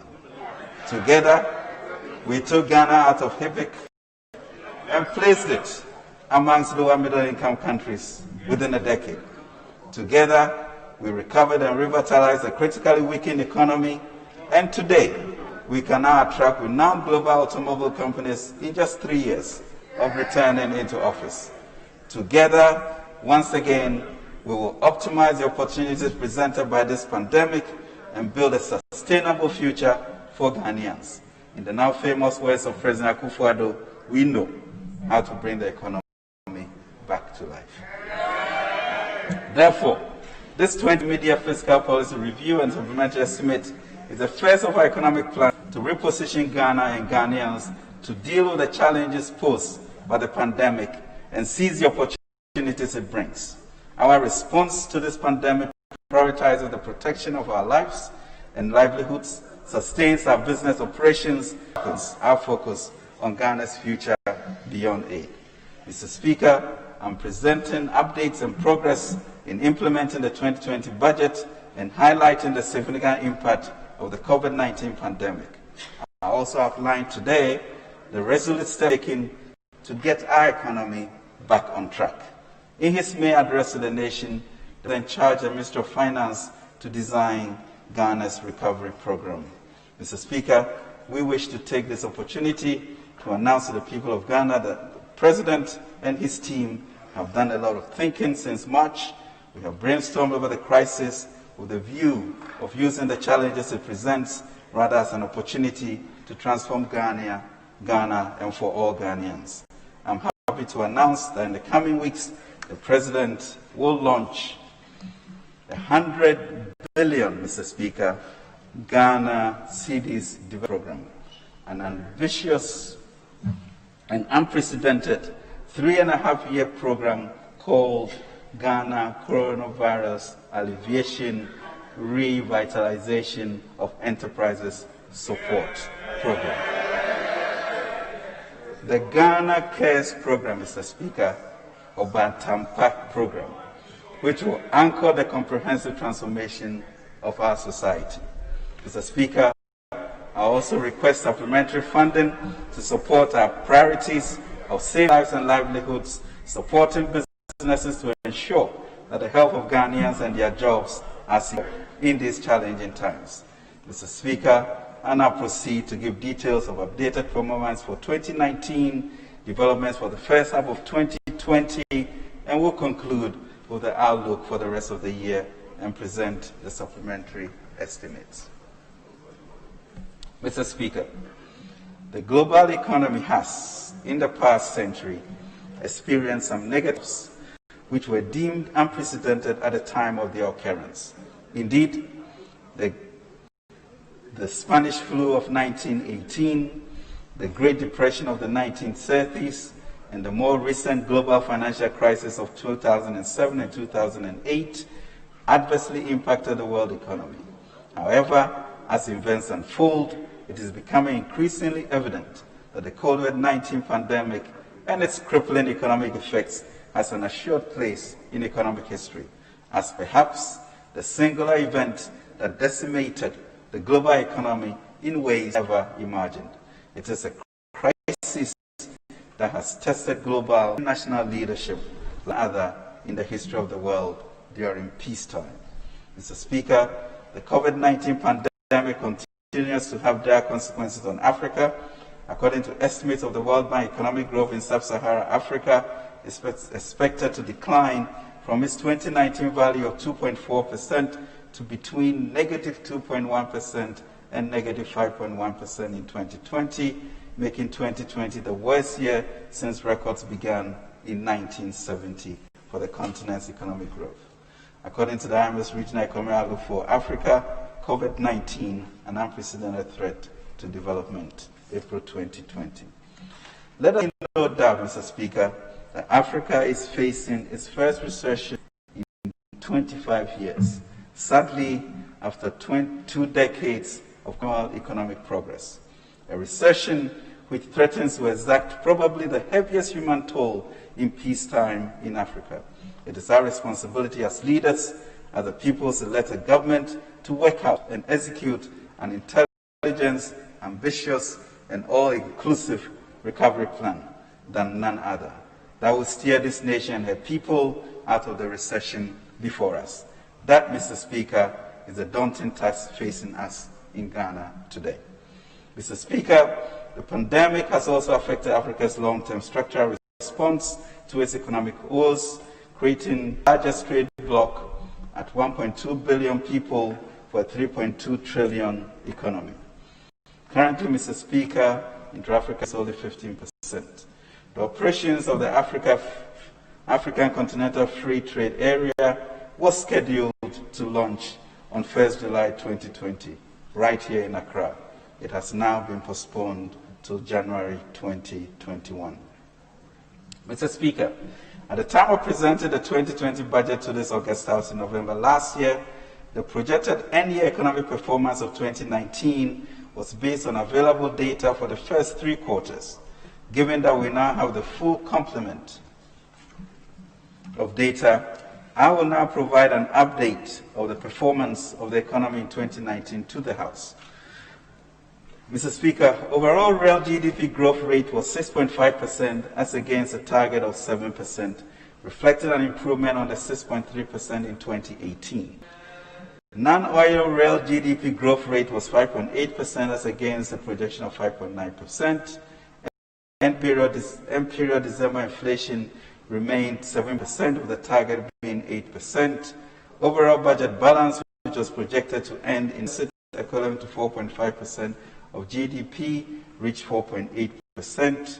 Primary balance reached 0.8%, a projected surplus equivalent to 1.1% of GDP, and accumulated gross international reserves exceeded projected 3.5 months of cover for imports of goods. and services to reach 4 months. Mr. Speaker, provisional data released by the Ghana Statistical Service in April 2020 showed that overall real GDP growth for 2019 was 6.5% compared with 6.3% in 2018. This confirms that the economy has continued with its robust performance since 2016, when GDP grew sharply by 8.1%, up from 3.4% in 2016. Non-oil real GDP growth in 2018 was 5.8%, down from 6.5% in 2018. Key drivers of this performance include information communication technology, which recorded the highest subsector growth rate of 46.5%, followed by real estate with growth rates of 19%. Mr. Speaker, headline inflation ended the year at 7.9% in December 2019, down from 9.4% in December 2018. In August 2019, the Ghana Statistical Service completed the rebasing of the Consumer Price Index using updated information from the Ghana Living Standard Survey of 2017. Headline inflation following the rebasing was estimated at 7.8% for August 2019, moving inflation well within the lower band of the medium-term target band of 8 plus or minus 2%. Inflation subsequently increased to 8.2% in November due to the upward adjustment in some administrative prices, by 7.9% at end December 2019, supported by lower food prices. Aggregates and credit. Mr. Speaker, broad money supply, M2 Plus, recorded an annual growth of 21.7% in December 2019 compared to 15.4% in 2018, reflecting the return of confidence following the banking sector cleanup exercise. The private sector accounted for 85.1% of the total outstanding credit of $52.2 billion in 2019, representing a growth of 18.3% compared to 10.6% in 2018. In real terms, credit to the private sector grew 0.7% compared to 1.1% in 2018. Credit distribution was broad-based, with almost all the key economic sectors recording higher growth in 2019 relative to 2018. The main beneficiaries are services 24.1%, commerce and finance 20.9%, and manufacturing 10.9%. Interest, Mr. Speaker, the monetary policy rate came down by 100 basis points in 2019 as inflation declined and inflation expectations eased. As a result, the average lending rates declined marginally to 26% in December 2019 from 23.9% in December 2018. The 91-day Treasury bill rate, however, inched up marginally to 14.7% in December 2019 from 14.6% in 2018.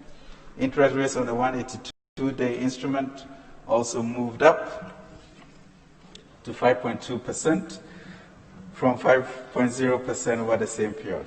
Rates on the secondary bond market also remained broadly stable. Balance of payments. Mr. Speaker, external sector performance remained relatively strong in 2019, supported by a larger trade surplus, a modest current account deficit, and improvements in the capital and financial account net inflows, mainly due to the Eurobond issuance and an increase in FDI. The current account deficit narrowed further to 1.86 billion, 2.8% of GDP in 2019, 2.04 billion, 3.1% of GDP in 2018, supported by improvements in the trade surplus from 1.81 billion, 8% of GDP in 2018, to a surplus of 2.26 billion, 3.4% of GDP at the end of December 2019. These developments resulted in a overall balance of payments surplus of 1.4% in 2019 compared to a deficit of 0.67 billion in 2018. National reserves. Mr. Speaker, following the developments in the external sector, the gross international reserve climbed by 20% to 8.4 billion at the end of 2019 from a stock position of 7 billion at the end of December 2018.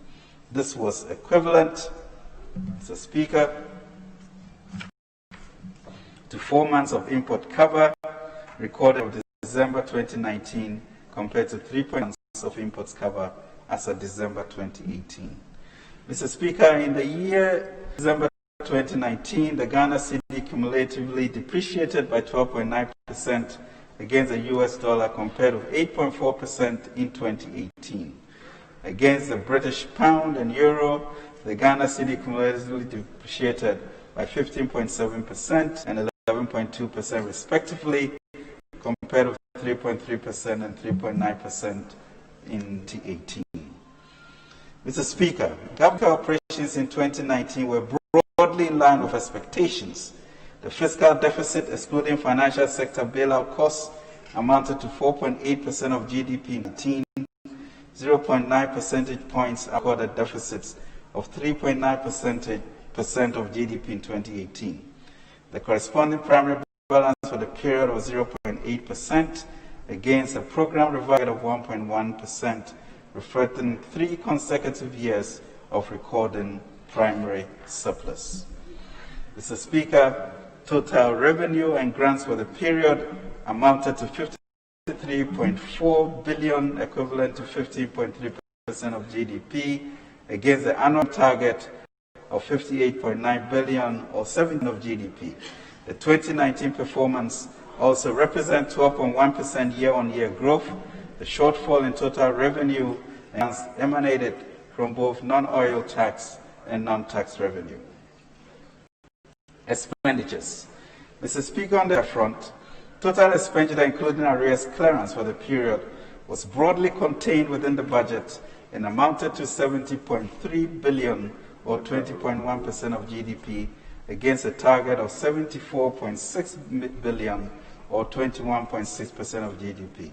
Expenditures generally were 5.8% lower than the budgetary appropriation for the year. Mr. Speaker, given the developments in revenue and expenditure, the overall budget balance registered a deficit of 16.9 billion or 4.8% of GDP, which was financed from both domestic and external sources. The total domestic financing amounted to 11.9 billion, equivalent to 3.4% of GDP, and constituted 70.2% of the total financing. Foreign financing amounted to 5.0 billion, equivalent to 1.4% of GDP, against a target of 8.2 billion, 2.4% of GDP. Public debt development. Mr. Speaker, our public debt management program for the 2019 financial year was successfully executed despite challenges from the global and the domestic economy. As at end December 2019, the total gross public stock stood at $217.9 billion, $39.3 billion.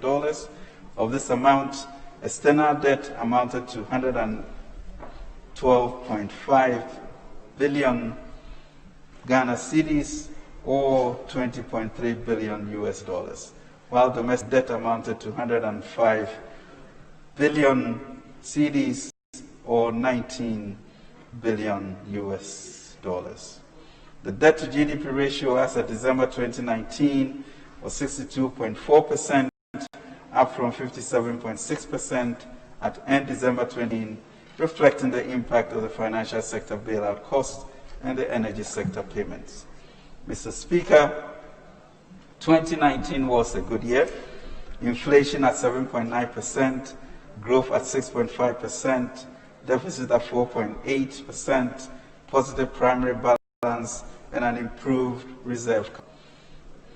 Macroeconomic performance from January 2020 to June 2020. Mr. Speaker, with that backdrop, we felt set to have a great 2020. Let me now, however, report on the macroeconomic performance for the first half of 2020. Mr. Speaker, the following macroeconomic targets were set for 2020. Real GDP growth rate of 6.8%, non-oil real GDP growth of 6.7%, end period inflation rate of 8%, overall fiscal deficit of 4.7%, primary surplus of 0.7% of GDP, and gross international reserves to cover at least 3.5 months of imports of goods and services. Growth. Mr. Speaker, provisional estimates released by the Ghana Statistical Service shows that overall GDP growth was 4.9% in the first quarter 2020 compared to 6.7% over the same period in 2019. Growth in the non-oil sector was 4.9% compared to 6% in the corresponding period of 2019. The agricultural sector recorded a growth of 2% in the first quarter of 2020 compared to 2.2% during the same period in 2019. Industry sector recorded a growth of 1.5% in the first quarter of 2020 compared to 8.4% during the same period in 2019 because of massively decreased oil exports. Growth in the services sector was strong at 9.5% in the first quarter of 2020 compared to 7.2% recorded during the same period in 2019. Mr. Speaker, headline inflation remained flat at 7.8% from January until March 2020. Inflation, however, rose to 10.6% in April and further to 11.3% in May, reflecting the panic buying that preceded the market fumigation exercises and across the country and the partial lockdown in the two largest cities of Accra. Inflation has declined marginally to 11.2% in June as pressure on food prices began to decline due to the easing of the restrictions. Mr. Speaker, from the beginning of the year to May 2020, growth in broadband has slowed down, increasing by 6% compared to a 7% increase over the corresponding period in 2019. Credit advanced by banks to public and private institutions also decreased for the first 5 months of the year as demand and supply for loans have dropped due mainly to the uncertainties created by the COVID-19 pandemic and decline in aggregate demand. Mr. Speaker, the Monetary Policy Committee of Bank of reduced the monetary policy rate by 150 basis points to 14.5% in March 2020 as part of broad measures to reinvigorate economic activity. The interbank rate declined from 15.2% in December 2019 to 13.8% in June 2020, reflecting the reduction in the MPR in March 2020 and improved liquidity conditions in the banking sector. Similarly, interest rates on the 91-day Treasury instruments declined to 13.97% in June 2020 from 14.69% in December 2019. Average lending rate also decreased to 21.95% from 23.59% over the same comparative period, reflecting improved liquidity conditions in the banking sector and constrained demand for loan availability. Balance of payments. Mr. Speaker, the current account recorded a surplus of $199.9 billion, 0.3% of GDP in the first quarter of 2020, up by 12.4% from $177.8 billion, 0.3% of GDP during the same period in 2019. The increase in the current account surplus was influenced largely by improvements in the trade balance as well as current transfers. The trade balance recorded a surplus, Mr. Speaker, $1.0 billion compared to a surplus of $1.2 billion in the corresponding period of 2019, mainly on account of a sharp decline in import growth, which more than outweighed the fall in exports. As a result of developments in the sector, the overall balance of payments recorded a surplus of $1.5 billion compared to a surplus of $2.997 billion recorded in the first quarter of 2019. Mr. Speaker, the country's gross international reserves stood at $9.2 billion at the end of June 2020 from a stock position of $8 billion as at the end of December 2019. This was sufficient to provide 4.3 months of import cover compared to 4 months of import cover as of December 2019. Mr. Speaker, the Ghana cedi started the year strongly appreciating, Mr. Speaker, appreciating by 4.5% on a year-to-year basis by end of February 2020 on the back of the US $3 billion sovereign bond issue, strong macroeconomic fundamentals, and BOG's forward auction sales, amongst others.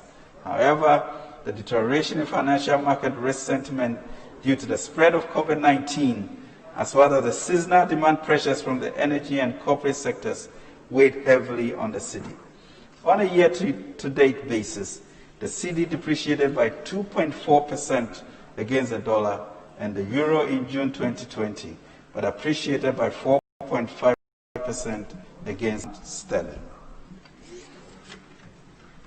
compared to a depreciation of 83%, 7.9%, and 7.6% against the dollar, the euro, and the pound sterling, respectively, the same period in 2019.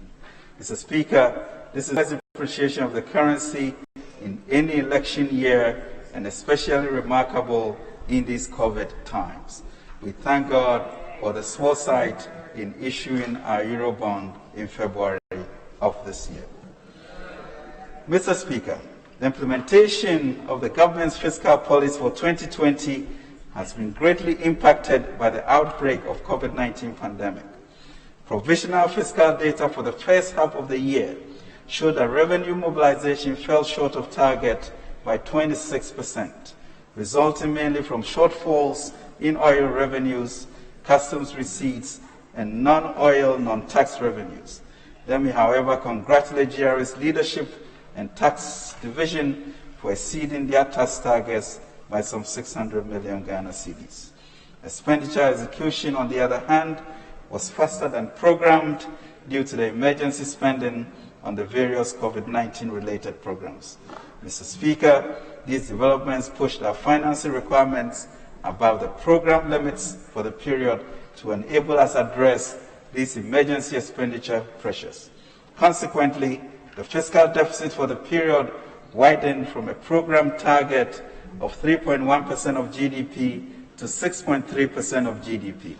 The corresponding primary balance for the period was in deficit of 3.3% of GDP, compared to a targeted primary deficit of 0% of GDP. Revenue performance. Mr. Speaker, total revenue and grants for January to June 2020 amounted to 22.0 billion cedis, compared with a program target of 29.8 billion Ghana cedis, resulting in a shortfall of 26.0%, or a performance rate of 74%. This represents a nominal decline of 6.8% over the corresponding period in 2019. Mr. Speaker, non-oil tax revenue, comprising taxes on income and property, goods and services, and international trade, amounted to 16.7 billion, or 4.3% of GDP, 16.2% below the program target of 19.95 billion, or 5.2% of GDP. The lower than program performance in non-oil revenue was driven by the underperformance of non-oil tax handles, such as domestic VAT, petroleum excise taxes, domestic national health insurance levy, and GET fund levy. However, personal income tax and communication tax, services tax, both outperformed their respective targets for the period. Mr. Speaker, revenue from upstream oil and gas amounted to 1.99 billion, 0.5% of GDP, 55.4%, Mr. Speaker, lower than the program target of 4.5 billion Ghana cedis. This was mainly on account of much lower volumes and significant drop in crude oil price on the international market, coming as low as $12 at some point. Mr. Speaker, total expenditures, including arrears clearance, for the period amounted to 46.4 billion Ghana cedis, or 12% of GDP, compared with the program target of 41.6 billion, or 0.8% of GDP. Mr. Speaker, with the exception of increments and grants to other government units, which were below their respective targets, compensation of employees, goods and services expenditure were above target due to the additional spending requirements in relation to COVID-19 pandemic. Mr. Speaker, the result of government's fiscal operations resulted in a cash deficit of 24.3 billion or 6.3% of GDP, compared with the program target of 11.2 billion or 3.1% of GDP for January to June 2020. Mr. Speaker, the overall budget balance of finance from both domestic and external sources.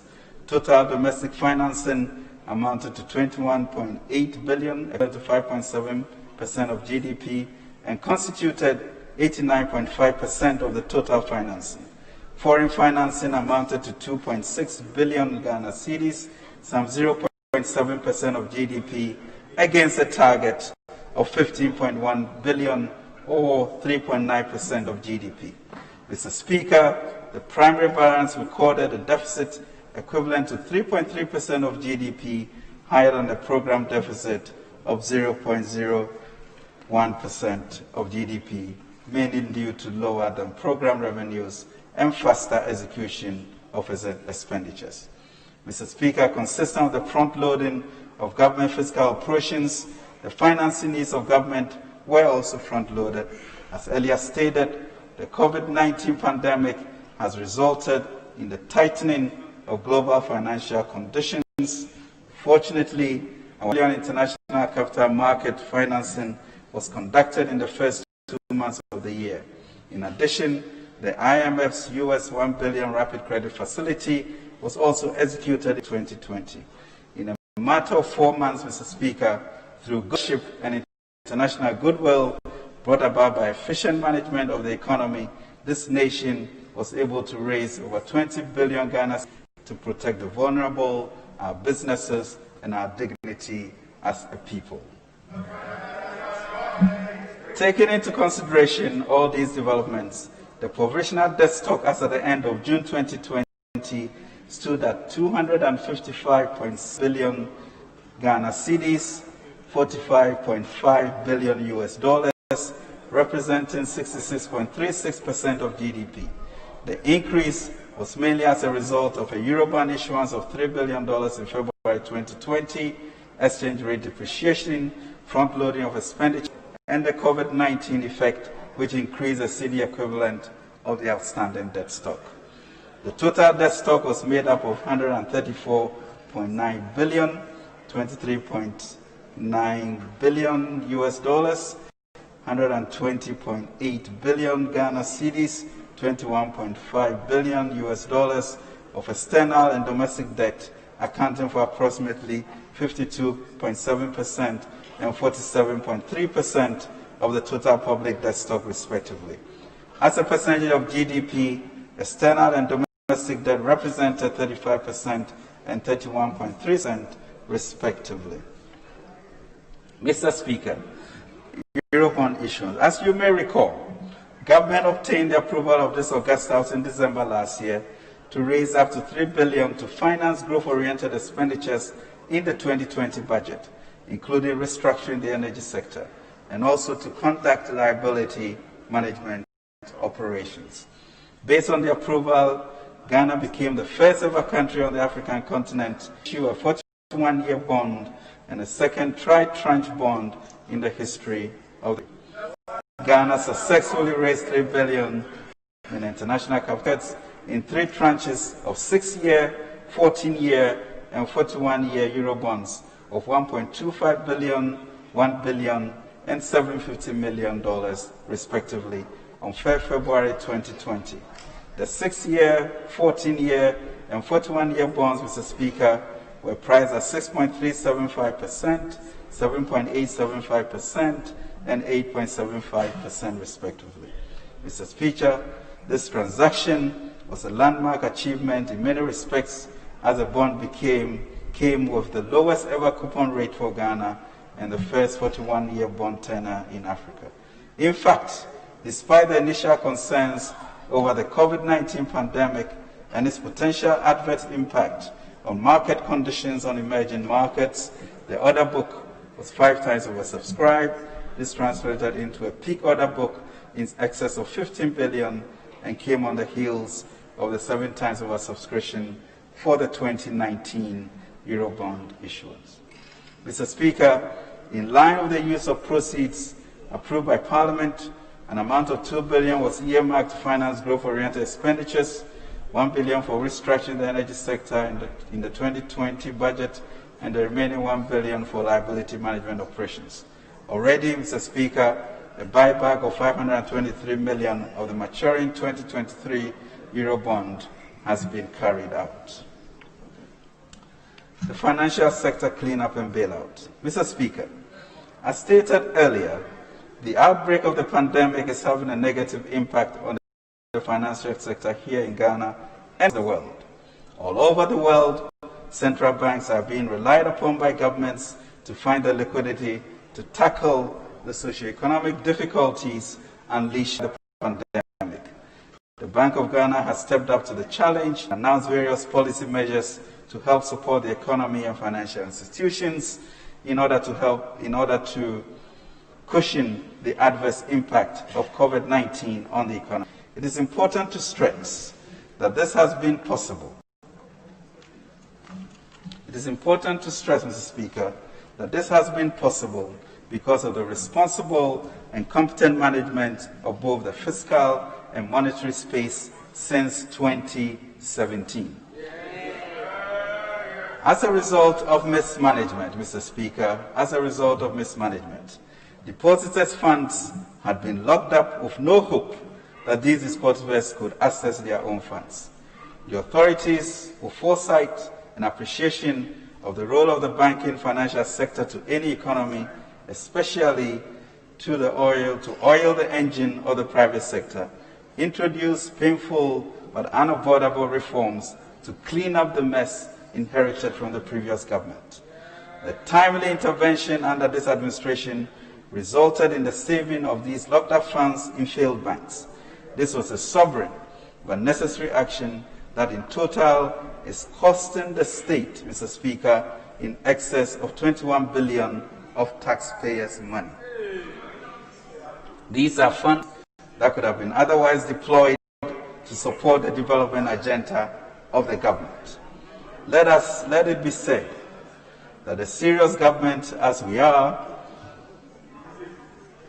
desperate as we were to face a broken economy as it was, and our own programs as promised, and as patriotic as we are, had absolutely no thoughts, no time, no energy, or the luxury to conspire with the central bank to deliberately cause the downfall of Ghanaian banks that were already in zombies, fatally insolvent by the time we took office. What we did was to merge those that had failed, save those that could be saved, with the field of building a strong and viable financial sector with integrity. What the President did, Mr. Speaker, which is unusual in banking practice globally, was to go the extra mile to save the funds of all depositors of failed banks. Let no one stand on the steeple and proclaim untruths, and let mature Ghanaians be quick to listen, slow to speak, and slow to anger. James 2:10. Honourable members, in view of the time and the business before us, sitting is extended beyond the normal hours. Thank you, Mr. Speaker. Mr. Speaker, as at the end of the first quarter 2020, a total amount of 13.6 billion, 3.5% of GDP, had been spent on the resolution of failed banks, specialized deposit-taking institutions, microfinance institutions, the establishment of the Consolidated Bank of Ghana Limited, as well as the capitalization of the Ghana Amalgamated Trust. Mr. Speaker, additionally, with the President's directives to fully pay all depositors whose funds were locked up with the failed SDIs and MFIs, an amount of 5 billion was spent. This brings the total expenditure on financial sector interventions as of June 2020 to 18.6 billion, 48% of GDP. Government has also committed an amount of 3.1 billion, 0.78% of GDP, towards supporting investors in failed asset companies regulated by the SEC. Mr. Speaker, the overall total government expenditure for the failed financial institutions to 21.6 billion, 5.6% of GDP.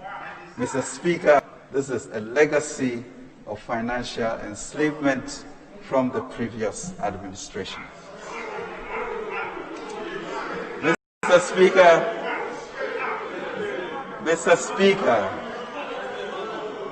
Speaker, talking about slavery, for all of us who did history for O levels, remember Professor Dubois' book on slavery. And he describes slavery as an unmitigated crime.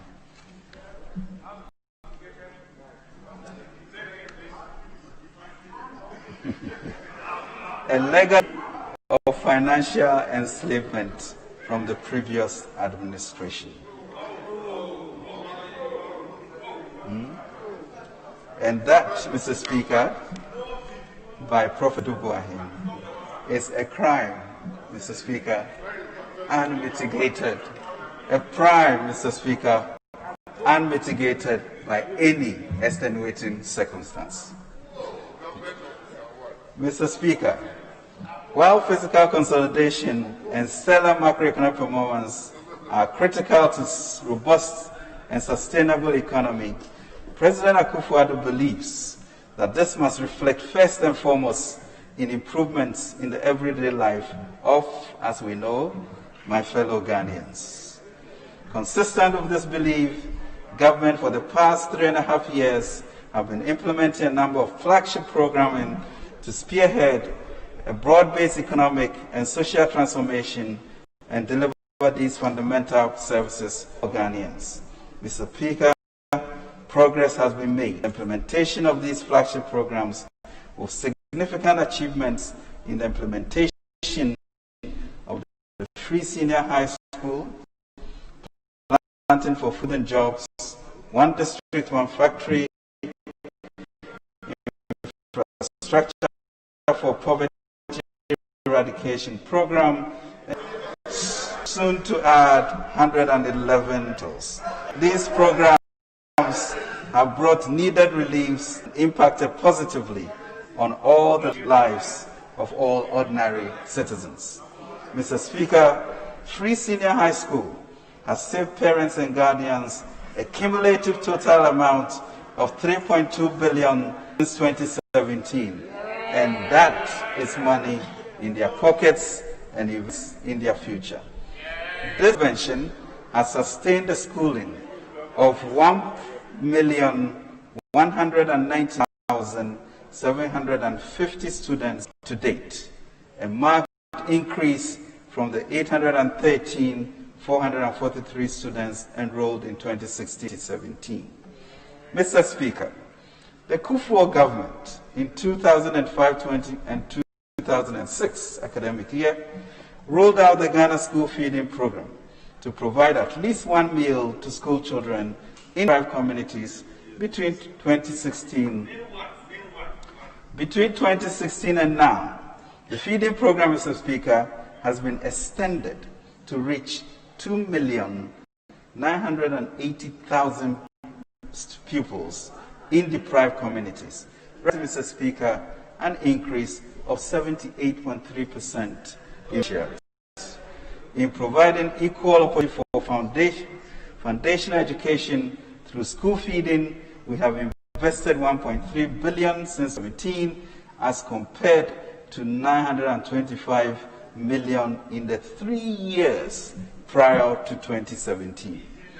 Mr. Speaker, compassion for our compatriots has seen us expand LEAP to reach 334,000 households by June 2020, representing an increase of 56% in beneficiaries since 2016. Government through LEAP has also successfully brought 73% of its beneficiaries onto the NHIS for free. We have invested 464 million since 2017 to increase access to and opportunities among the extremely poor and vulnerable. Mr. Speaker, the restoration allowances for trainees has brought relief valued at $994 million to 50,825 and 48,000 nurses and teacher trainees, respectively, between 2017 and December 2020. An additional $57 million had been released for 48,200 nurses trainees at the end of June 2020. This is true relief, Mr. Speaker, for students and guardians while advancing our efforts to build a robust health and educational system. Mr. Speaker, to support our youth, 97,370 graduates have been employed in key sectors of the economy under NAPCO program since May 2018. We have subsequently retained by spending over $1.6 billion, and that is money in their respective pocket, but more importantly, the build-up of dignity and training for future jobs.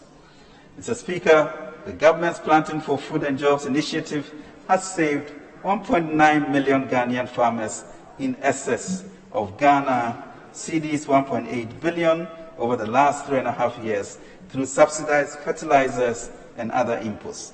This is money in their pockets. The increased usage of improved seeds and fertilizer by farmers has led to improved productivity of selected food crops.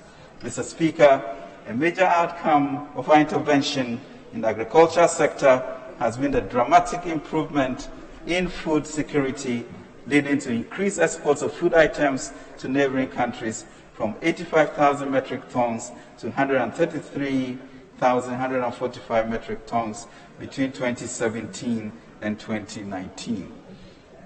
Towards enhancing the export potential of the country, approximately 15 million seedlings of cashew, coffee, coconut, and oil palm have been distributed to farmers. This Parliament has already passed a tree crop development bill to properly regulate the development of these crops.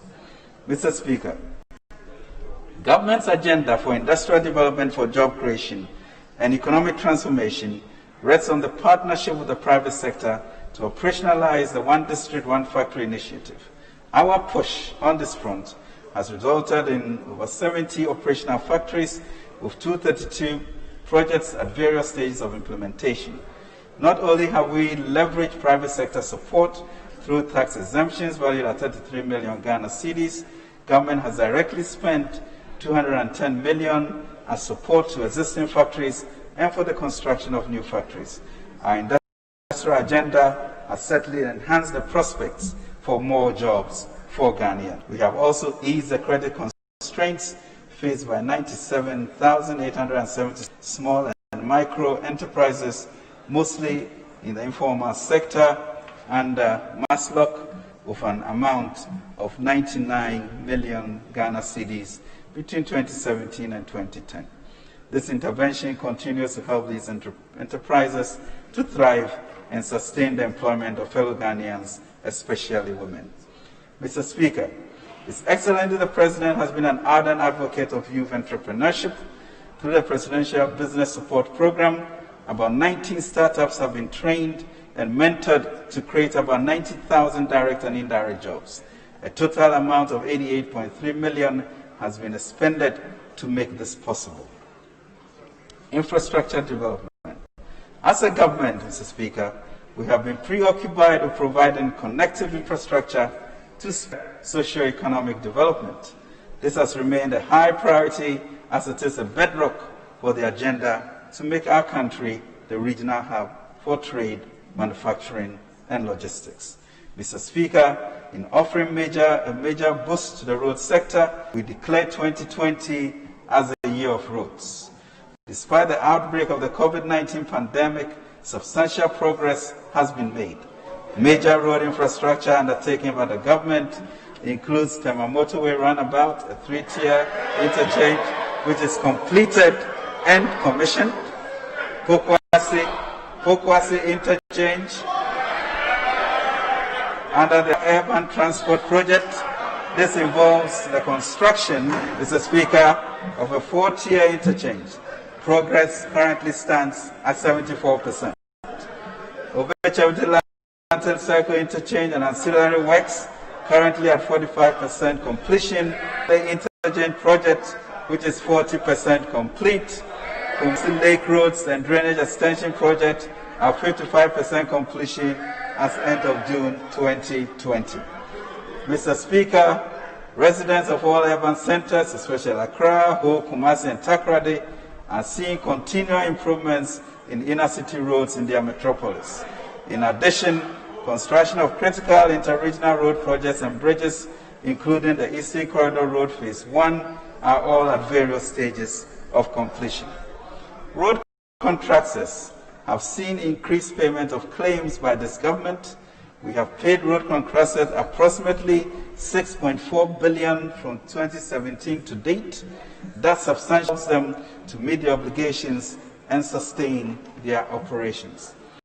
Mr. Speaker, we set out to modernize the railway system and effectively replace the colonial rail layout. Mr. Speaker, since 2017, we have committed $566 million to cover works on construction and rehabilitation of railway lines, including rehabilitation of Accra to Tema, 30 kilometers, Achimota to Nsawam, 33 kilometers, Kojo Krom to Takwa, 56 kilometers. The Tema to Pakadan railway line has seen approximately 56 kilometers out of the 97 kilometers of track laying works. The construction of the new standard gauge western line, Takoradi to Kumasi, or the Kojo Krom to Mansu section is also on course. Mr. Speaker, as the rail minister would say, the fundamentals are strong. Mr. Speaker, to activate these networks, a contract for the purchase of 35 trains has also been signed. A set of 9 trains will be delivered within 18 months.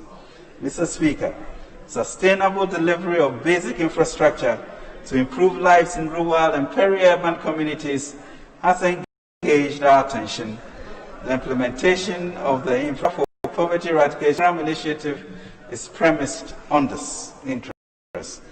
Mr. Speaker, under the IPEP program, the infrastructure deficit in these communities have been significantly closed. A number of infrastructure initiatives, including created warehouses, one village, one dam, one constituency, one ambulance, mechanized boreholes have been implemented in all 275 constituencies. Our commitment to Ghanaians in these areas have meant that we invested $524 million from 2017 to date. Mr. Speaker, we commenced the construction of 10 fish landing sites at Teshi, Axim, Disco, Elmina, Winneba, Mumford, Senyabreku, Fetegomori, and Keta to improve safety and enhance the quality of life in fishing communities. We've improved access roads and refrigeration, market linkages will be strengthened, and losses will be minimized. 8 of the fish landing sites are already at varied stages of completion.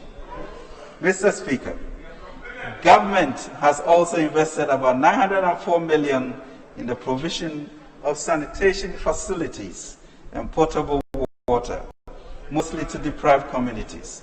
These are support fitting of hand pumps to deliver water to about 220,000 households. In addition, a total of 7,240-liter waste bins have been deployed in selected MMDAs within the Accra, the Greater Accra, Ashanti, Western Central, OT, and Eastern regions, as well as institutions to aid in the proper disposal of waste. Mr. Speaker, the sense of deprivation and exclusion experienced by residents in inner city and zonal communities has been of concern to President Akufo-Addo. Not only have we established the Ministry of Inner City and Zongo Development to drive improvements in these communities, we have funded earmark projects by resourcing the Zongo Development instituted by this government. We have committed 87 million to ZDF to support the delivery of key projects in education and skills training, health and sanitation, sports and leisure, local businesses and centers of, as well as improved security. With these investments, the inequality gap is being bridged to enhance social mobility.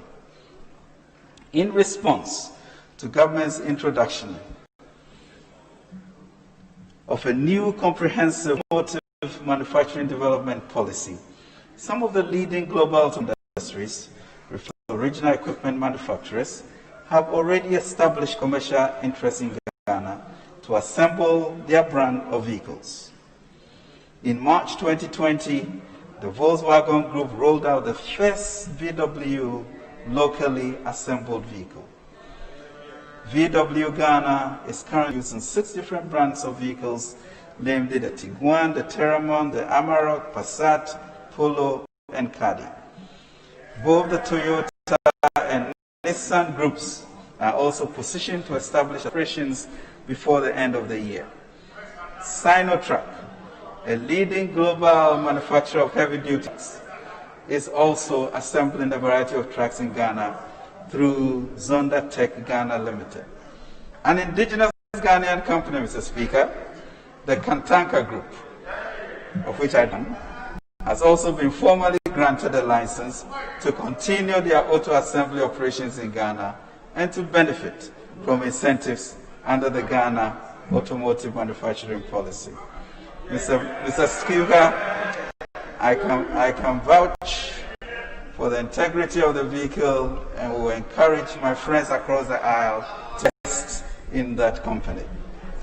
In order to support these new major developments, government will establish a Automobile Industry Development Center, which will, among other things, coordinate the technical processes for licensing vehicle assemblers and manufacturers and monitor their compliance of industries, regulations, and standards.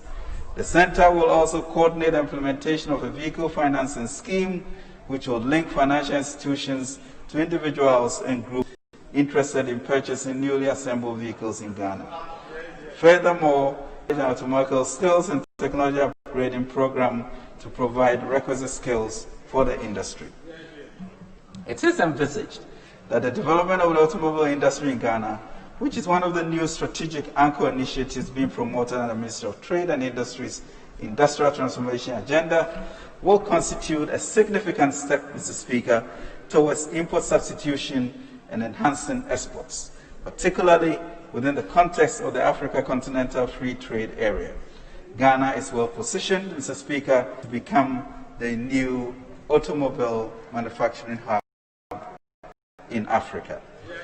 Mr. Speaker, the continued and successful implementation of these interventions is delivering real relief to our people.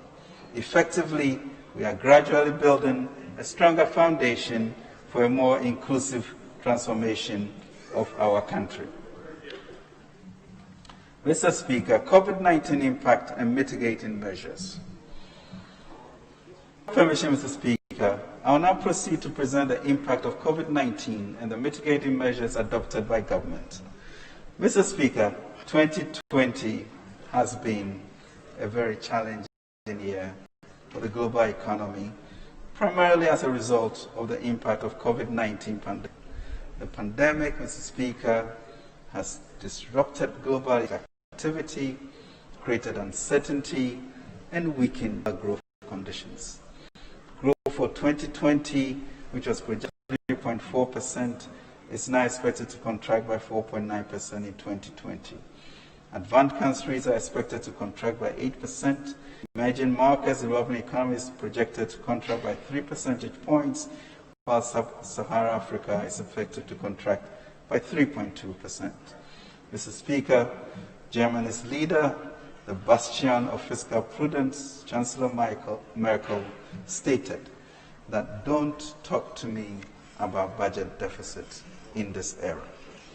The IMF projects in its June 2020 World Economic Outlook that the global overall fiscal balance will worsen from a deficit of 3.9% of GDP in 2019 to a deficit of 13.9% in 2020, whilst global debt to GDP ratios will worsen from 82.8% of GDP in 2019 to 101.5% of GDP in 2020.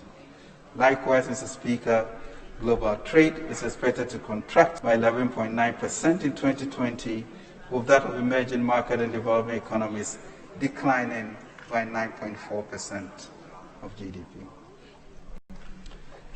Many governments have cut interest rates and provide fiscal stimulus to businesses and industry, as well as social safety nets to their citizens.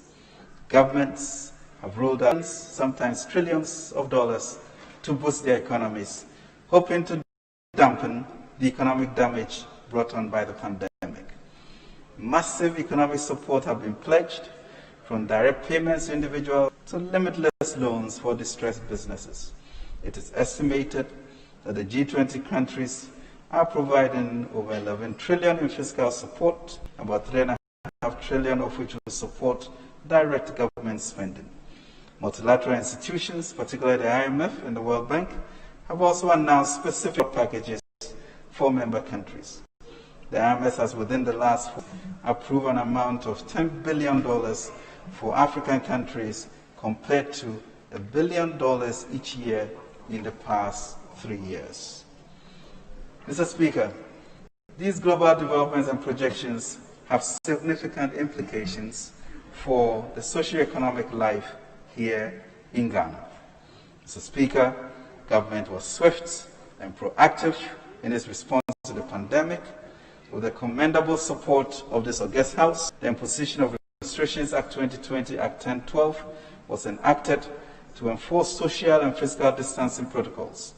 Under Act 1012, Mr. Speaker, government imposed restrictions on movement of persons in the Greater Accra Metropolitan Area, and Kumasi Metropolitan Area, and contiguous district for a period of 3 weeks. Mr. Speaker, just as the Ghanaian economy was beginning to consolidate its recent gains for growth and jobs, the COVID-19 outbreak hit the country, leading to the initial severe movement of restrictions. Although the restrictions are gradually being eased, the pandemic continues significant challenges to the Ghanaian economy. The sectors heavily affected include the hotel and hospitality industry, direct investment, trade and industry, agriculture, health, transportation, manufacturing, religious services, education. Households and businesses have equally been hard hit with significant job losses and reduced incomes. Mr. Speaker, COVID-19 has led to disruptions in corporate and general business confidence, with threats affected revenues, profitability, liquidity growth. So far, 19 of the 28 state-owned enterprises are projecting losses up to 1.6 billion for 2020. Mr. Speaker, restrictions on movements and enforcement of social distancing protocols severely affected the transport sector. Commuter minibus services, trotros, operated at load capacity, whilst inner services had passengers reduced by 50% between March and May. The operations of Metro Mass Transport experienced a decline in monthly revenues from 5.5 million to 2.1 million cedis. The Intercity Company witnessed a decline in bus services and luggage revenue from average of 5 million in previous months to average of 3 million cedis since 2020. The Driver and Vehicle Licensing Authority also experienced as revenues fell drastically from 3.5 million to about 1 million between March and April 2020. Evidence presented to operators shows 11,558 tourists canceled their visits to Ghana, leading to a projected year-to-date revenue loss of 4.8 million Ghana cedis. Mr. Speaker, in the energy sector, significant impact on exploration, appraisal, and production of oil and gas activities, including delays in the 2020 work programs of operators. The Petroleum Commission has estimated that projects valued at US $324 million across the petroleum upstream subsector have stalled or been postponed due to the pandemic. Aker Energy, for instance, has notified the Ministry of Energy of the postponement of the Peckham field development. This has impacted the delivery of first oil from the Peckham project, thereby postponing projected revenues to government. These postponements could weaken the critical role of the oil and gas sector in propelling economic growth. Mr. Speaker, to authenticate initial indications, the Ministry of Employment and Labour Relations is currently leading a comprehensive study on job losses, as well as the impact of COVID-19 on employment and related matters in Ghana. This August House will accordingly be apprised in due course. Consequently, Mr. Speaker, the projected real GDP growth for 2020 has been revised considerably down from 6.8% to 0.9%. Mr. Speaker, it is only a foundation established by this government and the resilient buffers built by the Bank of Ghana to the economy from contracting, as has happened in many countries. Mr. Speaker, the fiscal cost of COVID-19 pandemic is enormous. When I appeared before this August House in March this year, I informed honorable members that the total fiscal impact of the pandemic was estimated about 9.4 billion, 2.5% revised GDP, stemming from shortfalls in petroleum receipts, import duties, and other tax revenues, the cost of the emergency preparedness plan, and the cost of the coronavirus alleviation program. Mr. Speaker, updated fiscal estimates indicate that revenues are expected to fall short of the 2020 budget target by 13.6 billion cedis, 3.5% of revised GDP, arising from shortfalls in petroleum receipts of 5.3 billion Ghana cedis, non-revenue of 5.1 billion Ghana cedis, and non-tax revenues of 3.3 billion Ghana cedis. Mr. Speaker, expenditures, on the other hand, are expected to increase by 13.1 billion Ghana cedis, 4% of revised GDP, reflecting mainly expenditures on COVID-19 preparedness and response plan, provision of health infrastructure, coronavirus alleviation program, capitalization of National Development Bank, security, elections, and of outstanding claims. Mr. Speaker, at the end of the government did not anticipate the need to provide over 300,000 COVID-19 test kits, extra allowance to frontline health workers, income tax exemptions for all health sector workers, hire over 1,000 contact tracers, supply households with free water, free electricity for 1% of the population, and provide 600 million to support small and medium-scale enterprises under the coronavirus alleviation program. Mr. Speaker, all these costs to government come at a time of reduced revenue at our ports, global oil prices, near collapse of the hospitality industry, and a general decline in global trade. Such unexpected expenditure often leads to increased budget deficit. However, it should be noted that these are not ordinary times, and as such, we require extraordinary economic and financial interventions. Mr. Speaker, interventions implemented in countries the world over have been massively expensive but necessary to sustain their economies amidst the COVID-19 pandemic. It is worthy of note that most of these interventions by various countries are not budgeted for at the beginning of the fiscal year. And these countries, like Ghana, could experience budget deficits not because of profligate spending or mismanagement of their economies, but the inescapable exigencies of these times. Indeed, our donor partners are amazed at how we have spent so little and yet achieved such impressive results compared to the compared to the colossal resources their governments have released to support their economies.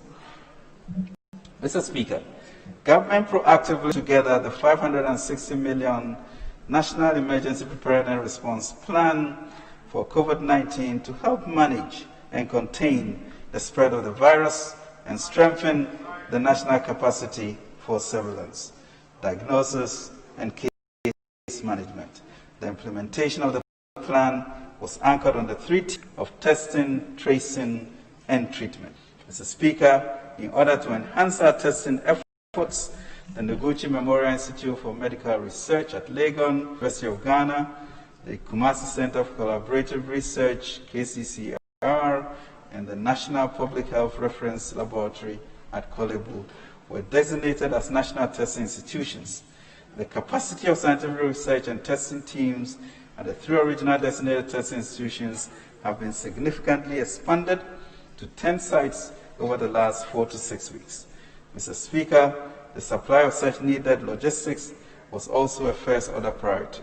Accordingly, government provided 3.6 million reusable face masks, 50,000 medical scrubs, 90,000 hospital gowns, and 90,000 headgears to the health facilities from 9th of April to 30th of June 2020, and these were manufactured locally.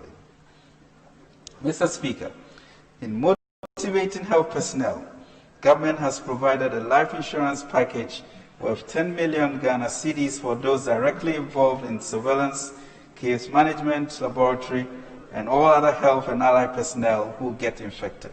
Additional provision was made for overtime and risk-based payments for key frontline workers. Transport costs and costs for sustenance for contact tracers, and field surveillance officers were also absorbed by government.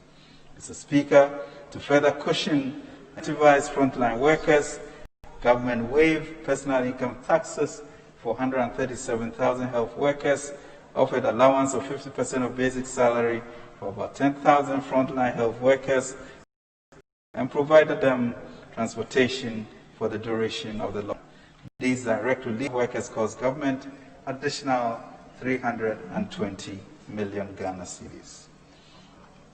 To mitigate the impact of the pandemic on citizens, government needed to help businesses retain their workers and support families in these unprecedented times, with Ghanaians being asked to stay home or work from home if possible and observe hygiene protocols. Government substantially covered the cost of electricity and water services from April to June 2020. To this end, electricity and water consumption was temporarily subsidized. Government fully covered the cost of consumption of the 1 million Lifeline customers and subsidized 50% of the consumption of all other customers.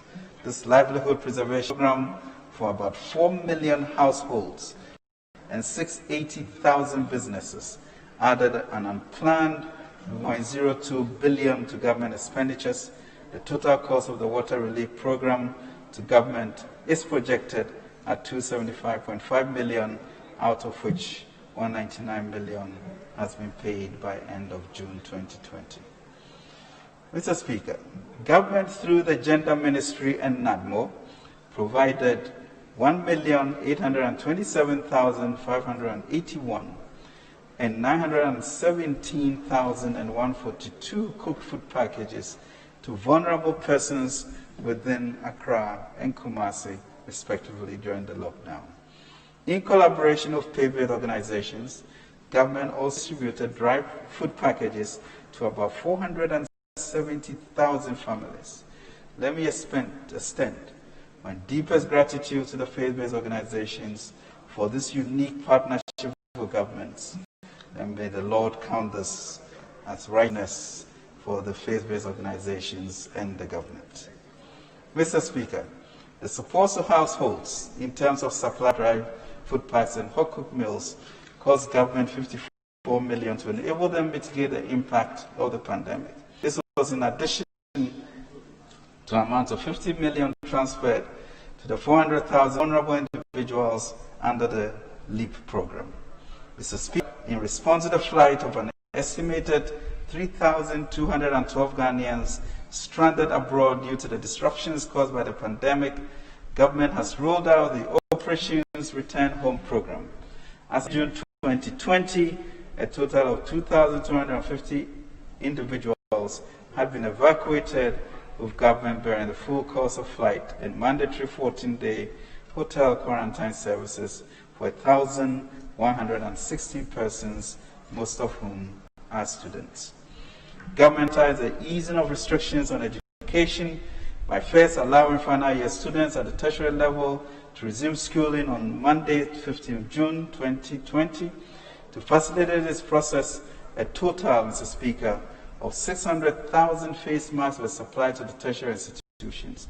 In addition to this, 1,700 Veronica buckets, 200 buckets, 200,000 liters of alcohol-based sanitizers, 3,400 liters of liquid soap, 900 thermometer guns were also distributed. All the 1,167 senior high schools in the country were fumigated and disinfected. Government also provided 2.4 million pieces of reusable face masks to students, teachers, and non-teaching staff, invigilators, and school administrators, with each person receiving 3 pieces. The economy. Mr. Speaker, rising the devastating impact of the pandemic on businesses and industry Ghana beyond aid vision, government mobilized several local industries to produce and ensure adequate supply of critically needed inputs to fight the pandemic. As part of that program, government procured PPEs of 50,000 hospital scraps costing 6 million cedis, as well as 90,000 medical gowns and caps valued at 6.75 million were produced by the local textile firms. In addition, 15 million face masks, out of which 5 million and 10 million were supplied to frontline health workers and schools respectively at the cost of 65 million Ghana cedis. Mr. Speaker, the CAP Business Support Scheme of 600 million cedis was designed to specifically support micro, small, and medium-sized enterprises and was launched by His Excellency President Nana Addo Dankwa Akufo-Addo on 19th May 2020. The scheme is part of the 1.2 billion cap approved by Parliament to address the disruptions to economic activities due to the pandemic. To date, more than 64,000 Ghanaians from all the regions have benefited from the scheme. The scheme established the Adom Microsoft loans to micro enterprises, which are being dispersed through the Vodafone mobile money platform. The Anidasu soft loans targeted at small and medium enterprises will be dispersed through participation in financial institutions. Mr. Speaker, through the scheme, tin registration in Ghana increased from approximately 110,000 a month to 115,449 from 9th May 2020 to 30th June 2020, thereby supporting the agenda to formalize the informal sector. Mr. Speaker, in addition to the interventions, government through the Bank of Ghana responded to the COVID-19 challenges in the banking sector with a suite of policy measures designed to cushion businesses and the economy at large. We targeted syndicated lending of 3 billion Ghana cedis. Mr. Speaker, I'm happy to announce that the banks have reported loan restructuring, moratoria, and new facilities of over 7 billion cedis in the past 4 months. Mr. Speaker, the COVID-19 National Trust Fund established under Act 1013 in 2020 had mobilized about 53 million from individuals, churches, corporate bodies, staff of organizations, non-governmental organizations, groups, and associations, among others, as at the end of June 2020, including, Mr. Speaker, this August House. Out of this, an amount of 32 million have been used for the same period. Mr. Speaker, the scale of this pandemic has deepened the strategic partnership between the state and non-state actors especially the private sector. Mr. Speaker, the Church of Pentecost, as a humanitarian gesture and in keeping with recent social partnership arrangements, offered the Pentecost Convention Center at Gomoafete as an isolation sector for infected persons. Similarly, the Catholic Church released a host of its facilities located across the country to house and treat infected persons. The 140-bed capacity Ghana Soccer Center in Pram Pram, owned by the Ghana Football Association, served as an isolation center. The work of the traditional churches, charismatics, Pentecostal churches, and our Islamic leaders continue to uphold our people. To help mobilize critical support from the business community and help government respond promptly to the pandemic, the private sector set up the Ghana COVID-19 Private Sector Fund to provide critical interventions to Ghanaians. Mr. Speaker, in a common effort towards increasing the country's infectious disease treatment capacity, the private sector fund has undertaken to construct 400-bed facilities, each with a 21-bed intensive care unit, a 11.5 laboratory and staff block in Accra, Kumasi, Tamale, and Takoradi. The first of these four, which goes through a virtual sword cutting by His Excellency the President on 17th April 2020, is expected to be commissioned by end August 2020. This is real partnership at work. Mr. Speaker, at the very height of the pandemic, overnight, planes stopped flying, buses were empty, city centers were deserted, churches were closed, offices empty, and hotels shut down. The experience of this pandemic has come along with real lessons that have implications for Ghana's socio-economic development. Mr. Speaker, COVID-19 has taught us that a lot of the things we did not believe possible are possible. The enticing emergency social support and economic stimulus packages announced by G20 countries must ignite our passions for our country and re-energize our efforts to create prosperity for all our people. Mr. Speaker, I believe we must not waste this pandemic. It is a once-in-a-lifetime opportunity to really effect and deliver an enduring transformational change. Called upon to remove the unspoken limits on our ambitions and critically examine all the boundaries we imposed on ourselves. Mr. Speaker, we must have courage and be audacious in repositioning Ghana and Ghanaians, not only to mitigate this pandemic, but to implement programs that will transform our country. We should change our approach to our development and dare to do the impossible. Under the leadership of President Akufo-Addo and by broad consultations, we have prepared the Ghana COVID-19 Alleviation and Realization of Enterprises Support, the Ghana Cares Obatampa program for this very purpose. Mr. Speaker, the Ghana Cares Obatampa program is an unprecedented, bold, and audacious 100 billion program to reimagine and re-envision our future like never before. It is sequenced in two phases, Mr. Speaker, a stabilization phase that runs from July to the end of the year 2020, and a medium-term vitalization phase will accelerate the Ghana Beyond Aid transformation agenda. Mr. Speaker, with your permission, I wish to highlight the main elements of each phase of the program. Mr. Speaker, the stabilization phase of the Ghana Cares Obatampa program would ensure food security, protect businesses and worker incomes, strengthen the health system, and attract private investments and support Ghanaian businesses.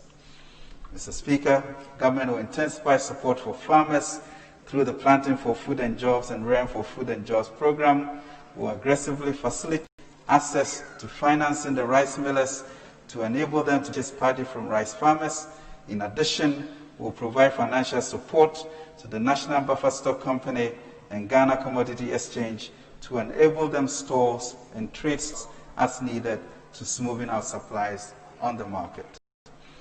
Mr. Speaker, government will inject liquidity in the system to ease cash flow difficulties of businesses and protect workers by honoring obligations, contractors and suppliers in a timely manner. Building on recent good experience of sourcing from the pharmaceutical and textile and garment sectors, government will expand procurement from local producers for its goods and services. Mr. Speaker, we are mindful of the fact that some businesses may have to shed some labor in order to survive.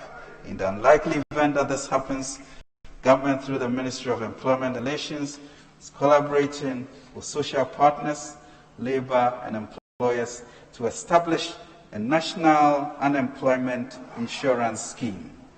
The scheme will provide temporary income support to workers that are laid off and also provide access to retraining to help them take advantage of employment opportunities in new fields. Mr. Speaker, government will soon roll out an emergency preparedness and response plan 2, which will also continue strengthening the health system. Mr. Speaker, government will, over the course of this year, of this August House, to pass a number of legislations that will provide a strong framework to raise the funds, attract the investment necessary for the revitalization and transformation phase of the Ghana Cares program, rationalize and strengthen support needs. This would include bills on tax exemption, public-private partnership, the Ghana Investment Promotion, development finance institutions, home ownership financing, and enterprise Ghana. Mr. Speaker, over the medium 2021 to 2023, government's plan is to implement the phase 2 of the Ghana Care Batampa program, which will revitalize and transform the economy. The main focus will be to accelerate the implementation of the Ghana Beyond Aid agenda. In our economic revitalization and transformation, government will take measures to improve the business environment for the private sector. Specific measures to be implemented include significant improvements in business regulations and their implementation, digitization to improve quality and transparency of public service delivery, expanding access to finance for Ghanaian businesses, skills training, and energy sector reform. Mr. Speaker, we all know that a plan is only as good as its implementation. It is not enough to raise the money. So for the Ghana Cares program, execution, execution, and execution will have to be the watchwords. The Ghana Cares Revitalization and Transformation Agenda is about national survival and security, just like our response to the COVID-19 pandemic itself. Therefore, we need to approach it as such, with a resolute focus on implementation. We'll have to pursue a whole-of-government approach and in close collaboration with and support the private sector, and we'll make sure they happen.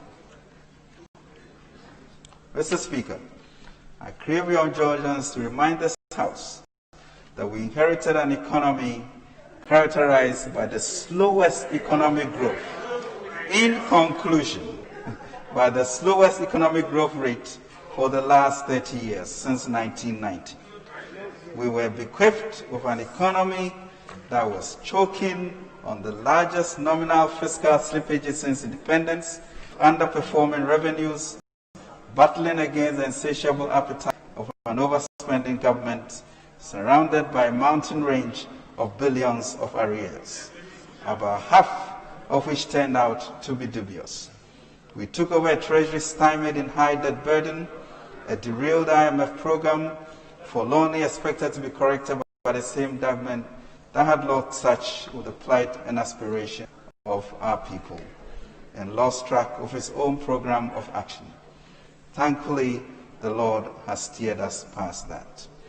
Mr. Speaker, to restore the dignity and hope of Ghanaians and put the economy back on track, in fulfillment of our manifesto, we put in place carefully sequenced programs of macroeconomic adjustment, consolidation, remove nuisance taxes to boost production, introduced revenue-enhancing measures, implemented growth-inducing interventions, supported the private sector, and rolled out the most ambitious, comprehensive, and far-reaching social policies implemented by any government in the past half a century.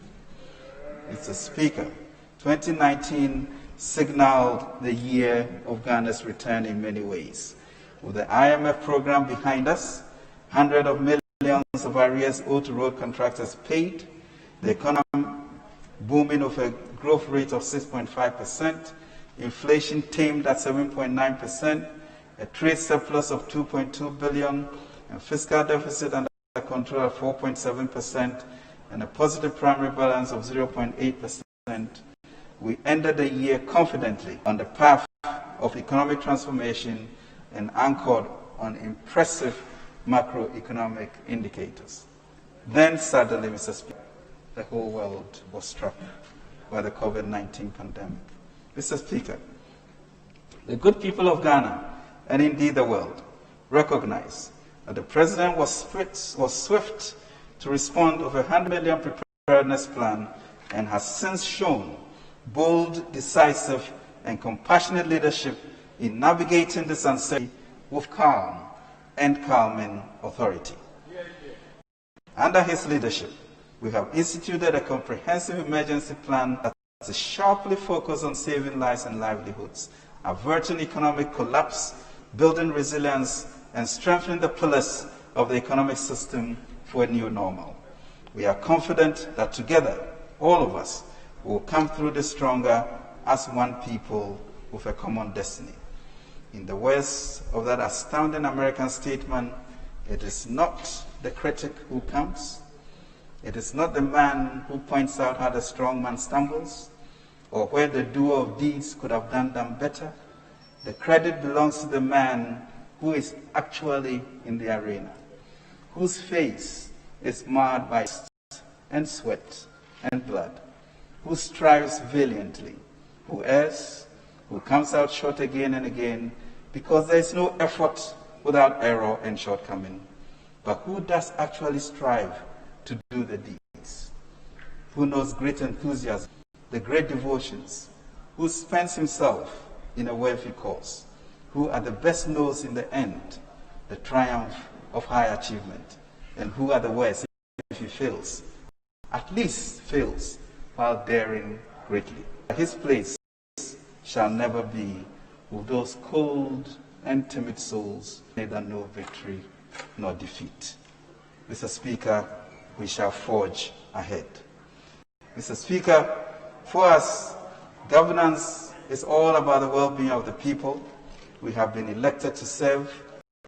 Ours is the government for the ordinary people. That is why, since 2017, we have spent a total of 900 million in keeping 110,000 trainee teachers and trainee nurses in training. We are for the ordinary Ghanaians. That is why, until schools were forced to close down, we were feeding 2.9 million children a day, 78% more than 1.6 million who were fed in 2017. We are in government for every family in Ghana, no matter where you are. That is why we have spent 3 billion to provide free education for 1.2 million high school students and TVET students. We connect with the aspirations of hardworking Ghanaians, looking for a push to start or support their small businesses. That is why 19,000 young people trained and some funded to start up their own businesses under NEIP. In addition, 97,876 Ghanaians have seen their businesses benefiting from some 100 million cedis credit facility so far this by Maslow since 2017. We feel the desperation of young graduates struggling to land a job. That is why we have invested 1.6 billion to recruit 100,000 of them under NAPCO. Mr. Speaker, this is all around us. With all the difficulties that the administration have had to endure, and overcome since January 2017, we stayed focused on the all-important task of making government work for every Ghanaian.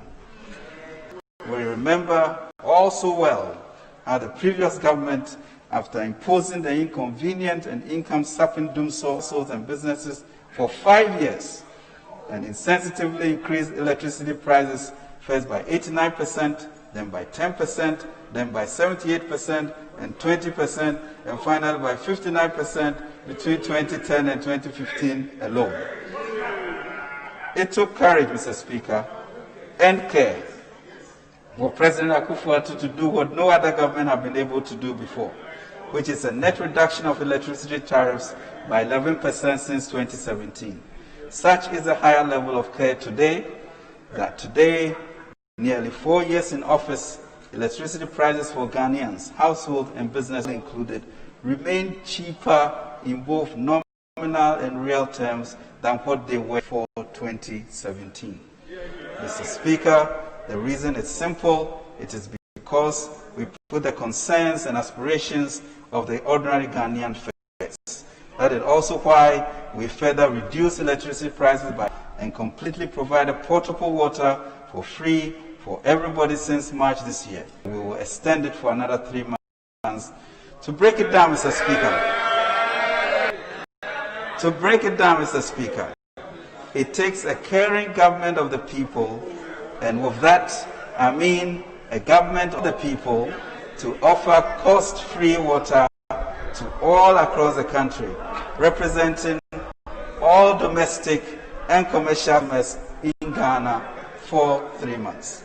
Mr. Speaker, it takes a caring government to be for the people and for business and small to choose to subsidize electricity consumption by 50% to 4 million households and nearly 700,000 businesses at a cost of $1 billion in 3 months, and we will extend the coverage for Lifeline customers for another 3 months. Mr. Speaker, it takes a caring government to hear the distress of business and respond with support to small and medium businesses to the tune of 600 million cedis in order to help them survive and thrive in these uncertain times.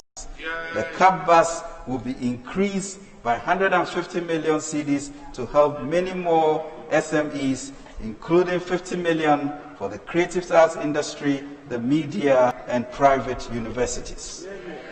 It takes a caring government to establish a guarantee scheme of up to 2 billion Ghana cedis, enable businesses to borrow from banks at more affordable rates and at longer tenure to businesses and retain jobs. This will be established. Mr. Speaker, it takes a caring government to provide seed funding to set up retraining and skills improvement program in partnership with labor and employers and with pay-based organizations. The seed fund will help workers who are laid off to either improve their skills or acquire new skills to improve their chances of finding new employment or set up their own businesses. Mr. Speaker, it takes a caring government of labor employers to initiate an unemployment insurance scheme to provide temporary income support to workers when they lose their jobs. Mr. Speaker, it takes a caring government and its central bank to create an environment to provide 7 billion cedis to help their clients through loan restructurings, interest rate reductions, and granting of new facilities and moratoria on debt servicing. Going forward, government and Bank of Ghana will work with the banks to extend some of these reliefs. This caring government, Mr. Speaker, provided over 2.74 million cooked dairy foods to the poor and vulnerable persons in Accra and Kumasi during the 3-day lockdown. Today, government has paid 75.4 million as full cost cover for WASI examinations for all 313,837 SHS3 students. This is caring government. A responsive and caring government is one that with urgency and military precision managed to fund and provide the logistical support to supply 5.2 million reusable face masks, 64,700 Veronica buckets, accompany sanitizers to all final year students at tertiary, senior, and junior high schools levels in Ghana to return to school and write their examinations. A responsible and caring government is one that sees it as necessary to show support and appreciation to the 137,000 health workers with reliefs valued at 320 million and provide insurance cover for them. Speaker, the future is about digitalization. Data is now becoming as essential as water and electricity, especially for our youth businesses. The COVID-19 pandemic has reaffirmed this, especially as more people work remotely and also access education and health services.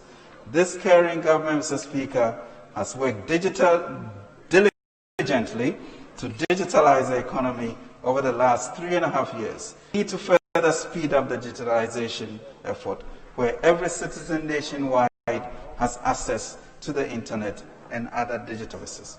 As such, going forward, government with the telcos and the electricity company of Ghana to roll out fiber across the country on the electricity distribution network, so every citizen nationwide, Mr. Speaker, will have access to high-speed broadband. In the short term, Mr. Speaker, will reduce the communication sales tax from 9% to 5%. We will reduce the CST tax from 9% to 5% to reduce the cost of communication service to the consumer. As more and more people work remotely and utilize online services, we will count on the telcos to match this reduction in the CST by reducing their tariffs. This is important for our youth, entrepreneurs, and the burgeoning fintech industry.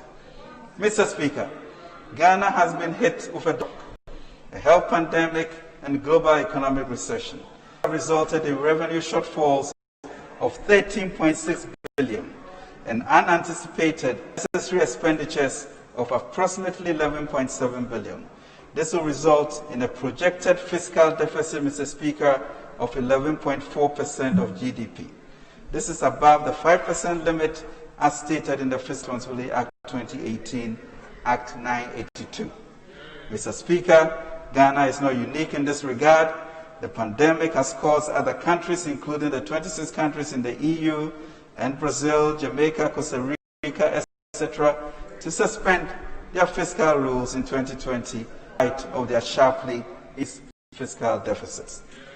Mr. Speaker, given our history, our government history of fiscal rectitude, it is a difficulty that we are having to suspend our fiscal rule due to exogenous factors. We intend to return to compliance with the FRA in the shortest possible time. Mr. Speaker, to ensure that we do not only survive this pandemic, but recover and thrive, this government is rolling out the 3.5-year Ghana Cares Recovery and Revitalization, the Coronavirus Alleviation and Revitalization of Enterprises Support Program, or BATAMPA program, allows us to recreate our economy and set it on a course that we yearn for. It will involve an investment, Mr. Speaker, of 100 billion Ghana cedis from 2021 to 23, of which 70 will come from the private sector and 30 billion from the public sector. Mr. Speaker, we consider the CARES program truly groundbreaking, as it requires radical reforms in government, particularly in revenue generation, and a radical improvement in doing business for the private sector. It also adopts a whole-of-government implementation approach and fosters closer collaboration with the private sector to give a sustainable future to Ghanaians, captured earlier. Mr. Speaker, as you can see, every aspect of the lives of Ghanaians will be dramatically impacted with the implementation of this program, ranging from what we eat to where we live to where we work. Mr. Speaker, government will vigorously promote the consumption of local goods and services in order to support local businesses and generate. To this end, MDAs and MMDAs will be required, Mr. Speaker, to prioritize the procurement of local goods and services, and our Public Procurement Authority and Central Tender Review Committees shall be so instructed. The aim is to generate local demand and consumption of the full force of government's procurement capacity to ensure that most of government procurements will be sourced locally. Mr. Speaker, we are in extraordinary times with extraordinary leadership. Accordingly, on behalf of the President of the Republic, presented to you an ordinary mid-year fiscal policy review that seeks to reorganize our public finances to protect lives, secure incomes, revitalize businesses, and focus our energies on driving back on track to build a Ghana beyond aid. It involves a recognition that the solutions to Ghana's problems lie with Ghanaians, and that with inspiring leadership, Ghanaians can find a way to address their own. Let me reiterate, Mr. Speaker, the President's plan for the next 3.5 years. 1. An unprecedented 100 billion Ghana Cares Obatampa program to transform and modernize our economy. 2. For the next 6 months, reduce CST from 9% to 5%. B. Establish a 2 billion guarantee facility to support all sectors of business retention to get appropriate loans. C. Establish an unemployment insurance scheme. D. Create a $1 million fund, CD fund for labor and faith-based organizations for retraining and skills development. Increase the CAP program by 150 million CDs to, among others, facilitate credit of 50 million to support the creative arts, the media, and the Conference of Independent Universities. F. Retain provision of free water for the next 3 months. Retain free, and finally, Mr. Speaker, retain free electricity for all Lifeline customers for the rest of the year. The agenda of the President is to modernize Ghana for all Ghanaians. Thankfully, Mr. Speaker, the agenda of the government is to modernize Ghana for all Ghanaians. Thankfully, Mr. Speaker, this leader, Dankwa Akufo-Addo, is only his first term in office. Mr. Speaker, before I finally conclude, let me pay tribute to all Ghanaians who have endured the difficult and drastic fallouts from the ravage of this virus, an unknown enemy. Endure down, social distancing, mandatory wearing of masks, to taking our entrepreneurial spirit in our hands, have proven the can-do spirit of the Ghanaian. Our endurance is emblematic of the biblical Job who persevered in the hope that God will show him at the right time. Together with James, the brother of Jesus, chapter 1, verse 4, I will say to them, let endurance complete its work, so that you may be complete and sound in all respects, not lacking, Mr. Speaker, in anything. Mr. Speaker, as often repeated by the President, this too shall pass. I'm confident that with government working closely with this House, we will emerge from this crisis even more united and purposeful. As Ghanaians, I'm confident that with the government working closely with this House, we will emerge from this crisis even more united and purposeful as Ghanaians to fulfill our manifest destiny as a Black Star of Africa. Mr. Speaker, this mid-year fiscal policy review and its progress draws us closer to our collective aspirations. While this pandemic requires us to exceed the limits imposed by the FRA Act 982, we have had to make these major expenditures to protect lives and livelihood of Ghanaians and sustain businesses. We therefore request a supplementary budget of 11,896,477,566 cedis to enable us continue this extraordinary task. Mr. Speaker, before I take my seat, allow me to express sincere gratitude for the enormous support this House has extended since taking office.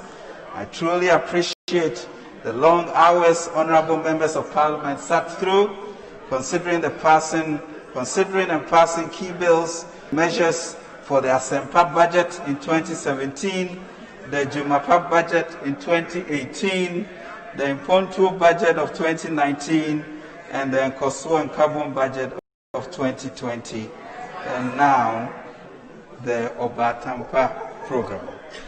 Mr.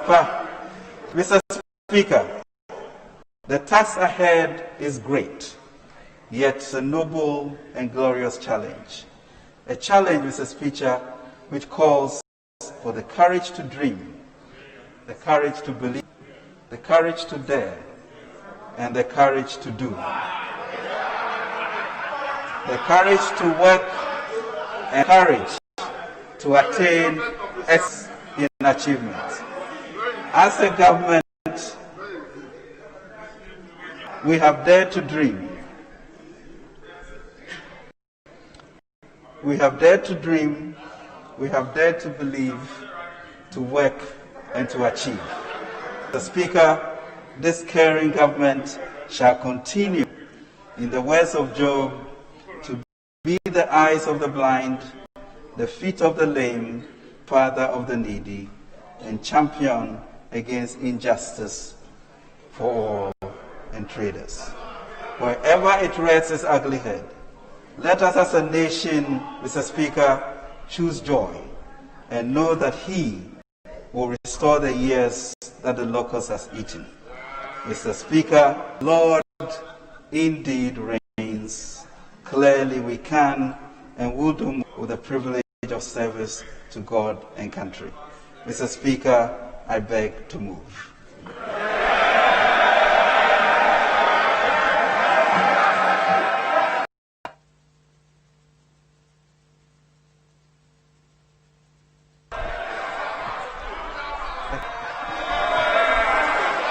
Thank you, sir.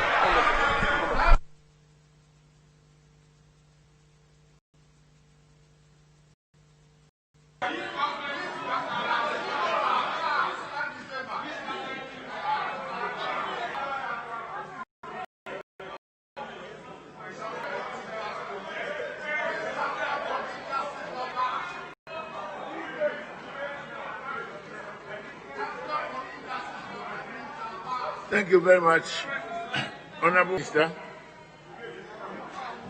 for attending to the House to move the motion on a mid-year review of the budget statement and economic policy of the Government of Ghana for the 2020 financial year. I trust that the amendment to the Communications Tax Law will be brought to the House as soon as possible. You will please table the appropriate document.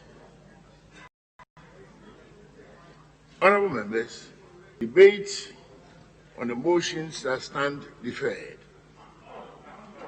The part of the supplementary estimates relating to revenue and expenditure shall stand committed to the Financial Committee in accordance with Orders 140 sub 5 and 143.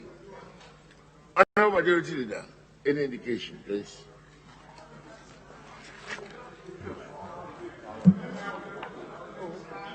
Mr. Speaker, as we said,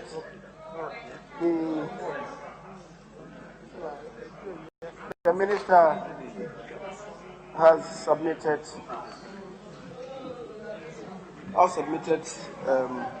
two documents, a mid-review and supplementary estimates.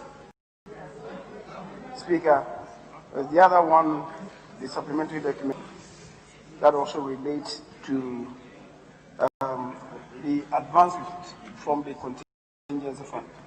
I think all of them have been run, and they've come to us for consideration.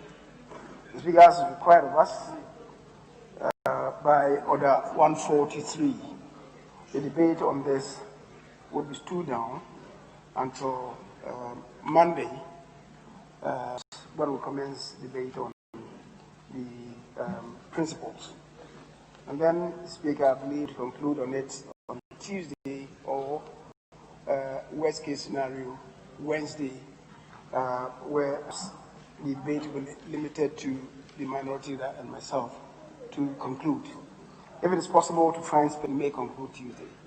But other than that, we'll conclude on Wednesday.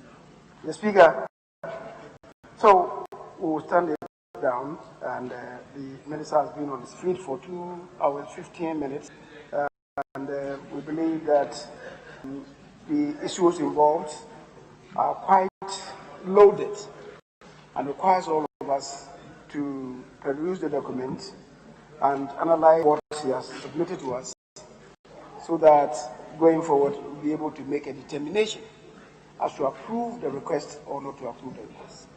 The Speaker, it being past 3 o'clock, and indeed our normal sitting hours at 2 o'clock, but it's past 3 o'clock. I just, the Speaker, will rest with you. So depending on what the minority leader would say, we can take adjournment, after rest, and come to continue tomorrow at 10 o'clock in the forenoon. Mr. Speaker, thank you very much. Honourable Minority Leader, any response, please? Mr. Speaker, with this carrying sermon from a desperate and failing government of care, Speaker, with this carrying on from a manifestly desperate and failing government What sermon? I didn't hear the word. Speaker, the sermon of the finance minister. You use an adjective for caring. Mr. Speaker, he launched caring someone. Caring someone. Yes, caring. Because his Obatampa care program, Obatampa, not Obatamboshe. Obatampa, not Obatamboshe. Mr. Speaker, he comes to me more with Obatampa, not Obatamboshe. He comes to me more with pledges and promises of a manifesto than a mid-year review of a desperate and failing government.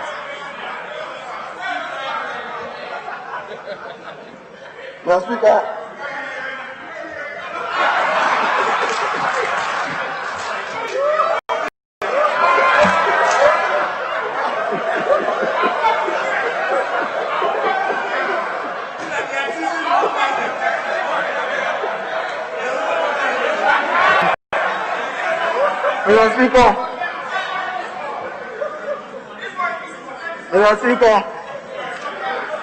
Mr. Speaker, we are in your hands, and I'm guided by proof, and I'm guided by Proverbs 6, verse 16 to 19.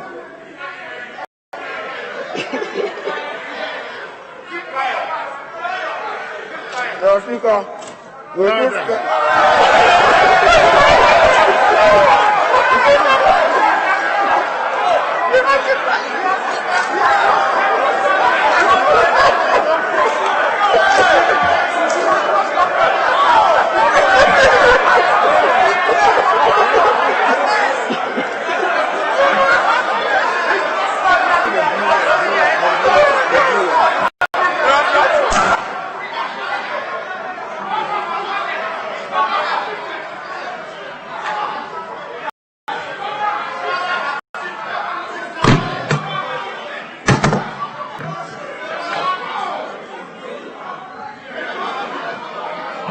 Mr.